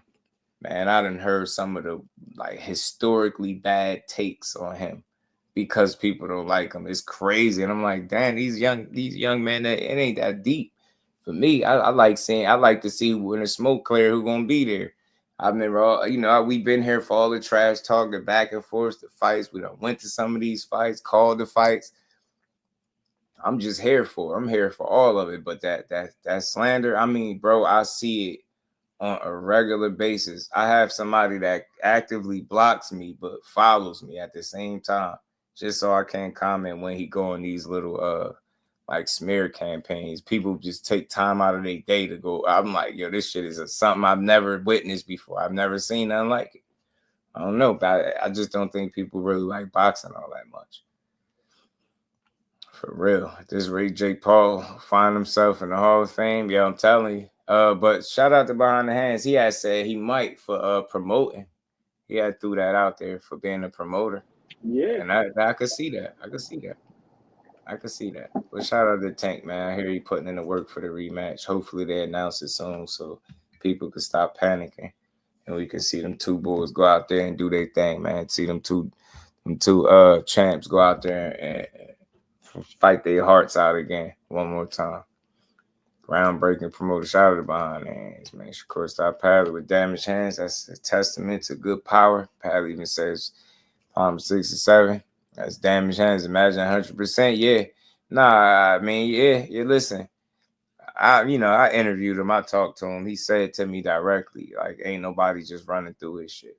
Like, he doesn't say it to me directly. You think you just gonna put up a high guard, walk him down? He's like, that shit ain't happening. I don't care who it is. I tried to throw Yoshino out there. He said, nah, I ain't even gonna say Yoshino. I'm talking about anybody. I'm like, all right, then, champ. All right, then, my bad. He said, you ain't walking him down no high guard. That shit's out. And I get why he say that, though. But I think him and Zepeda should be interesting, bro. Fun fight, yo. Shakur by stoppage. I hope he do, though. I swear, because he stop him. I'm going to talk like I got the stoppage. They don't think I got it. They going to be like, just talking like he did it. Yup. And only because of the slander. I do this for all of them, man. I just gave Devin Haney his credit with most still complaining about the performance. I'm just not that guy, bro. This shit hard to do, man. I know it. Boxing at a world-class level, especially with these fans that switch up on you like the weather, bro. You ain't even got to lose in today's game. You could be cheated in today's game, and they'll hate you for being cheated. Like, this is different. That's why I say I do this shit for the fighters, man. As long as they moving right, I'm gonna always fight the good fight for them, bro. They'll hate I you hate for to see these dudes advocating for get fight. yourself. Like, how dare you contest the fact Shout that out you to got Robert, cheated? man. That's how Right. it goes. Like, man, you ain't supposed to say nothing. You supposed to just get it back in blood. Look at Miguel Cotto. It's like, Yeah. like, how about you do both? Right. If you've been A wrong and couple then people said agree to it, Shakur about stoppage. I don't nah, know why Shakur that stopped. it's you know what the craziest thing to me, the times where people be making this argument is usually right after he stop a opponent. And it's like it's almost the worst argument to use because the last couple times I heard people say that it was after Yoshino. Then they're like, nah, that was dudes had a whole argument. Nah, that wasn't a knockout, that was a TKO. I'm like, are you serious right now? Scale to 1 to 10, how serious are you? Like, you serious? So it's not a knockout, so we be clear. So on the record, they split it up. TKOs and KOs, or do it all go under the same? You get me? Like, then they made me go to the record and pull their favorite fighter up. And I had to burst people bubble and show them that your favorite fighter got more TKOs than KOs. And it was like crickets. And then I had to bring it back, but I'm so real to know that that shit means nothing. He stopped him. Sometimes a ref saving you is worse than the 10 count. Sometimes you got to save your life. That ain't good, bro. The ref got to save your life. There's nothing good about that. You know, I want to hear no premature stoppage.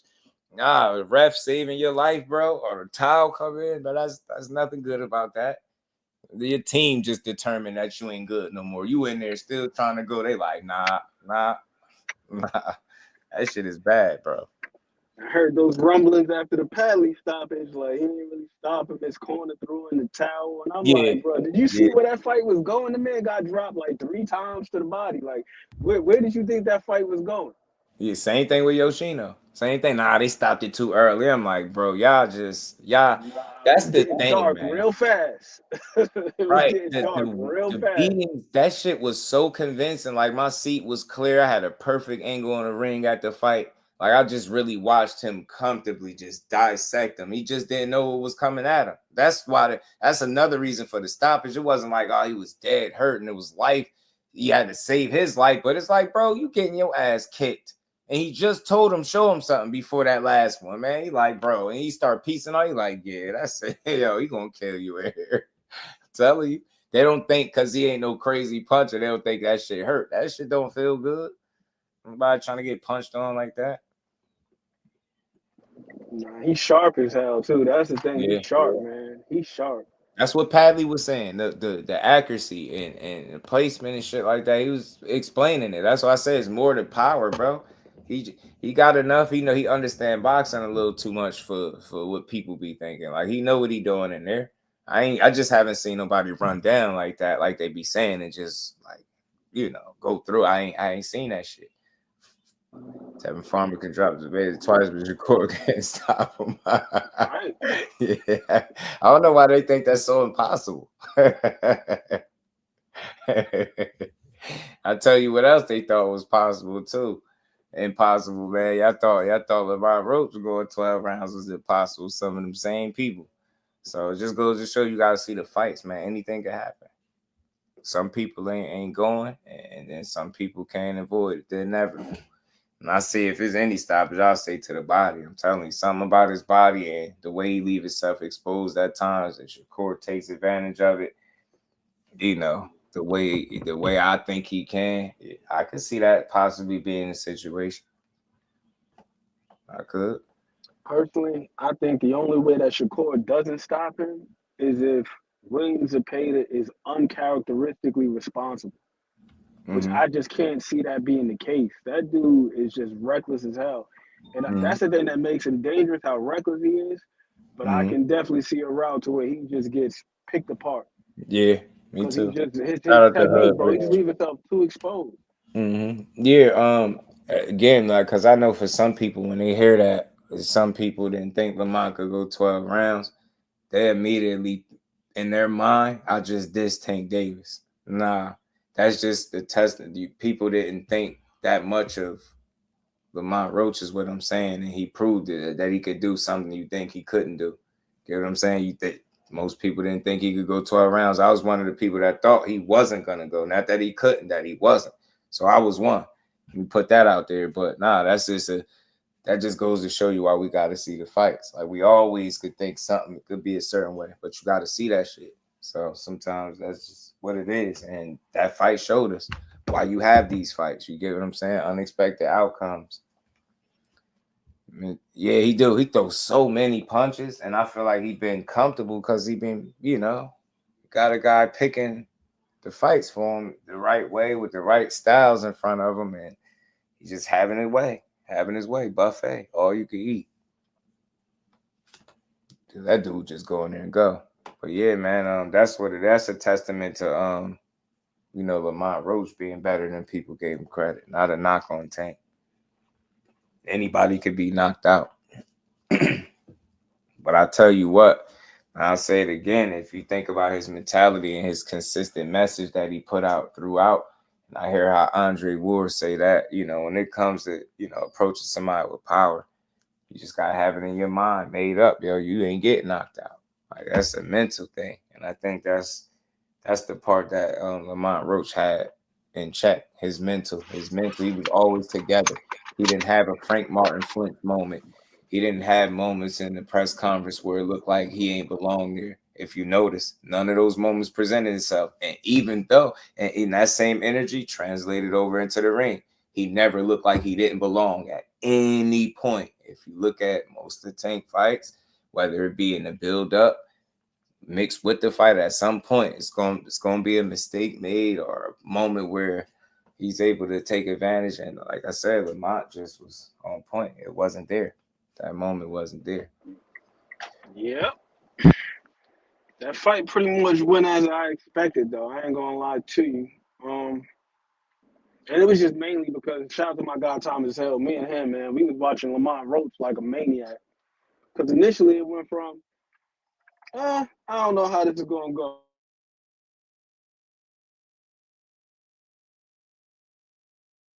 Fights that he had against some southpaw guys, like Jamel Herring, and I'm like, okay, Jamel Herring fight, it was a good fight. He had a moment in the 11th, almost scored the knockout, hit him with a hellacious shot, but he didn't control the fight. Right. He wasn't really utilizing his jab too much. And then the fight with Hector Garcia, we rewatched that fight, and I'm like, damn, like his positioning was a lot better. His jab was a lot more active. He did a really good job of counterpunching in that fight. And then in the fight that he had with Fergal McCrory over there on Pro Box, that's when he really, really put it all together. So you got 3 southpaw guys in championship fights. For me, I'm like, man, I gotta count for something. You know what I'm saying? They gotta count for something. And just looking at the way that his approach, it had evolved in those 3 fights. Like it went from him sitting back, being too lax, not controlling, not being too particular about his positioning, to him shading Hector Garcia towards his right hand. And we actually seen that quite a bit in the back half of the Tank fight, like in the 10th round in particular. I think I made a little clip and I sent it to you. Look how he was able to manipulate Tank's high guard. And he was shading him towards the right hand by throwing the left hook, not allowing Tank to escape out weak side to his left. I was like, oh, okay. Lamont he came prepared, man. The dude was just sharp. He was on point. And like you said about his mentality. I've heard Teddy Atlas talk about it too. He referred to it as like that dark hallway. Don't walk down that dark hallway. That dark hallway is that space in your mind where you're willing to give in. Like you feel some power and you're like, I just can't take it. But the guys that are able to withstand that, they're just ossified, man. They're just mentally hardened. They got that fortitude, and they just not willing to go. Hell, Andre Ward, who you mentioned, Kovalev was punching everybody out the damn ring. Yo, man, I damn near cried when he dropped B-Hop because I love me some Bernard Hopkins. Yeah, I was like, I don't know what the hell Andre Ward gonna do with this dude. Like Kovalev was a crusher for real. Yeah, I had them nerves for Ward, but I was confident. I was like, I know he's gonna find a way. It's funny though, because then he dropped. When he got dropped in the 2nd round, my heart sank. I was like, oh, come on. I'm like, oh no, it's not. I said, no, he not about to do this. But then when they put the camera on his face and he smiled, I was like, all right, he good. I think he good. Had little tense moments right came there. back Yeah, man. If strong, y'all and his didn't hit the legs like look button, sturdy. make sure y'all do. But Yeah, it was wild, man. Yeah, second man. fight was a completely different story. Like, he's just way too physical for him. Yeah, he made that adjustment in that rematch. It just proved that Tank is who people been thinking he was, right? I mean, it was a big overreaction to him having to draw like he can't have a close fight.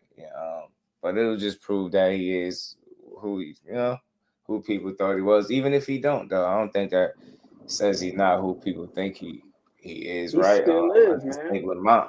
And that familiarity with each other might mean more than some might, think. But that's not always the case. Sometimes you get your ass beat too. So it's not just like a one size fit all. Sometimes that you get your ass whooped. You know what I mean? I ain't even talking about Devin and Ryan. I forgot who else sparred each other, but when they fought, just didn't look the same at all. Wow, Oh man. I was a big fan of Shane Mosley when I was a kid. Remember, like, Vernon Forrest beat him in the amateurs. Me too. And then that first fight, like, seeing Shane get dribbled off the canvas like that, Shane got his ass beat in that first fight. Yeah, he was getting pieced up, man. Got dropped, and I was like, oh, come on, Shane. Uh-huh. Like, he just had his number. But aside from the familiarity, I think one thing that as boxing fans that we need to be willing to wrap our minds around is just because some of these guys don't have the same backing, the same resources, they're not getting the same push promotionally, it does not mean that these guys are not quality fighters. And then also, the separation between these guys is not as big as we may think it is. It's just not as big. So I think Tank is still a phenomenal fighter, but maybe the gap between him and Lamont Roach is just not that great. It's not that huge disparity in skill and talent as we have anticipated. And we just got to be open to that too, man. Like, some of these guys that are perennial B-sides, if you want to call them that, like, some of these dudes can fight too, man, and they damn good. They just don't have the push, or they just don't have the affiliation, or like what my guy Mo City was talking about. Boxing is a business. A lot of these guys that we see that are commercially viable, right? These guys are in the position that they're in because there's a business. It don't mean that they're not good fighters and they're just being pushed simply because they got affiliation, but that counts for something, man. The lore that gets built up in these promotional pieces that we see, the opportunities that these guys get. Right. There's a lot to consider, man. And just because a guy hasn't been on that big of a stage, it don't mean that his ass can't fight too. Right. Or that he don't have hopes and dreams and aspirations of being in that position himself. And he's gonna fight a little bit harder, man. He's gonna train a little bit harder. He's gonna prepare a certain way. And then you factor in the familiarity and all that other stuff. And if the guy got a mindset like he's just a man too, like we had Dimitri Bivol talk about that prior to the Canelo fight and prior to the Arthur Beterbiev fight. Like, he's a man just like me. Right. Yeah. Approach really matter in boxing, man. Approach and mentality, man. Can't stress that enough. That should be the difference between winning and losing. For real, for real. Like, some of these dudes really know how to put themselves in that state of mind where they feel like it ain't nothing stopping them from winning. They go right out there and prove that shit. Ward was strong mentally, man. And he had a hell of a pass, too, man. Hell of a pass, bro. No disrespect to the brother that you had on here, Justin. What's my man's name? Kevin Johnson, Thunderstorm. We all seen the sparring videos. That man looked phenomenal in them sparring videos. And then a couple times we seen him under the lights, like that fight against Kelvin Davis. I was like, nah, this can't be the same dude I seen sparring Devin Haney. So that approach, man, that mindset, that mentality, being able to stay poised, all that stuff, being able to perform when your best is required, all that stuff matters, man. Right. You got hella talented fighters that, when it comes down to it, for whatever reason, they just can't put it all together, the mental, the physical, and everything when they need to put it together, when it's for all the marbles. So, yeah, man, mentality, approach, fortitude, all that stuff matters, man, in addition to the skills. Scull actually said it about, said it his own self about the, I think, if you saying what I think you're saying. Yeah, man, just an interesting thing, man. Just a interesting topic of the day, man. It was something that I thought was worth bringing up, man. Shit. I'm pretty sure somebody else gonna see that besides me. Let's see what kind of legs it grow, but you just never know with boxing nowadays, man. You never know, man. You never know. But man, shout out to everybody rocking out. Appreciate y'all rock coming up to chop it up with your boy and build on this boxing. Appreciate everybody supporting the grind. And y'all make sure if y'all did not hit the like button, make sure you do. Make sure you do. Sub to the channel. All that good stuff. And we gonna keep building, man. Shout out to my baby girl, the queen. Miss Jusdueboxing popping in late as usual. Nah, I'm just playing. I'm just playing, man. Just playing. But shout out to everybody in the chat, man. Hit the like button for your boy, man. Another dope build in the books, man. We're gonna make sure we spin the block tomorrow. Just feel like this week moving fast already, man. Wednesday, we're gonna continue to build. We're gonna talk some more boxing. Shout out to BBL. I see you. Shout out to you. You know it. Yes, sir. Yes, sir. And shout out to everybody that purchased the shirt, man. We're going to keep building. And y'all be on the lookout for them in the mail because them shirts will be there. And I got you, man. But again, shout out to my homie, my dog, Pound for Pound, coming up, holding it down with me, man. Salute, Just Do. Appreciate you for having me, bro. Already know. Always, bro. Shout out to Ant McQueen, my guy, Blaze. Keep fighting the good fight, man. Stay strong. You know it, man. Stay strong. You know it. Yeah, I'm telling you. You got to. It's hard to stay sucker free in a world full of lollipops, man. I'm telling you, it's like, bro, be hard not to go all left, but I'm like, nah.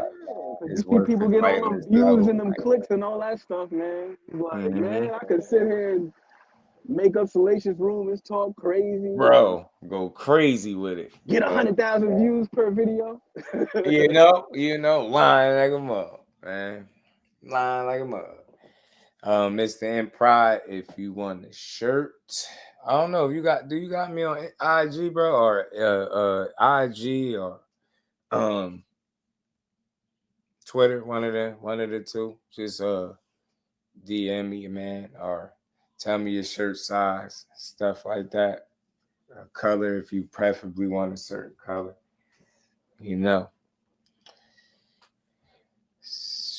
Yeah, dig. And what's this? Oh yeah, gonna be Cleveland's own Bivit. But yeah, man, appreciate y'all, man. You already know, Mr. M Pride. I said hit the DM me something. I'll get you right. Let me know what's what. But man, this like I said, just to wrap up, y'all. Let's see what comes out of this William Scull stuff, man. It was interesting for him to bring that up at a time like this, and let's see if Turkey responds or if he just ignore the hell out of him and don't think nothing of it. I still been meaning to get Tio again. I just ain't in no rush because he's a fool. But yeah, hit the DM, the Twitter, or our IG, either or, and just let me know size and stuff, and I got you. Get you right. We gonna get that right. Shout out to my dog, but again, man, shout out to Pound for Pound. Appreciate you, bro. Another good build in the books, man. Shout out to the family. Appreciate all the support. Like I said, if anybody interested in purchasing the shirt, just hit me. Instagram, Facebook, YouTube, all that, get in touch with me, email, and we gonna get that to you. But with that, shout out to everybody, man. I'll see everybody tomorrow. Peace to the fam.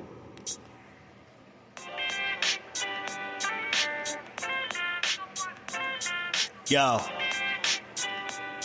you know the deal. We back again. We never slacking. Word 'em up. Ladies and guys, whether if you drunk or you high, it's time to pay respects to the illest man alive. If you think you got a point, he'll shrink you down to size. And from there it's downhill like a slinky or a slide. Open your eyes, got a deep connection with the rise, so you might see them jump in whenever they go live. Peep it, this channel blowing up now, it's not a secret. With tons of exclusive interviews to listen to. Them other channels I hate, but yo, they missing clues. They start narratives, sip the goose and twist the truth. It don't take a rocket scientist to get the proof. Just click the live at 4 p.m. Eastern time. But when you chime in, make sure you keep it kind. But if cowards want to debate, then it's feasting time. My man Jusdu shine busy all the time. Grind 24/7, 365. Videos he might have 365. My rhyme sick, they make you do a 365. You get a rich if you think you fit to survive. It's Jusdueboxing, time to click the live. Ain't no beginners, if you soft, you ain't down to ride. I crush you, respect too, it's Jusdu. He got the illest boxing show on the internet. The boy been a threat and he ain't even had dinner yet. Word him up. Yeah. You know what time it is.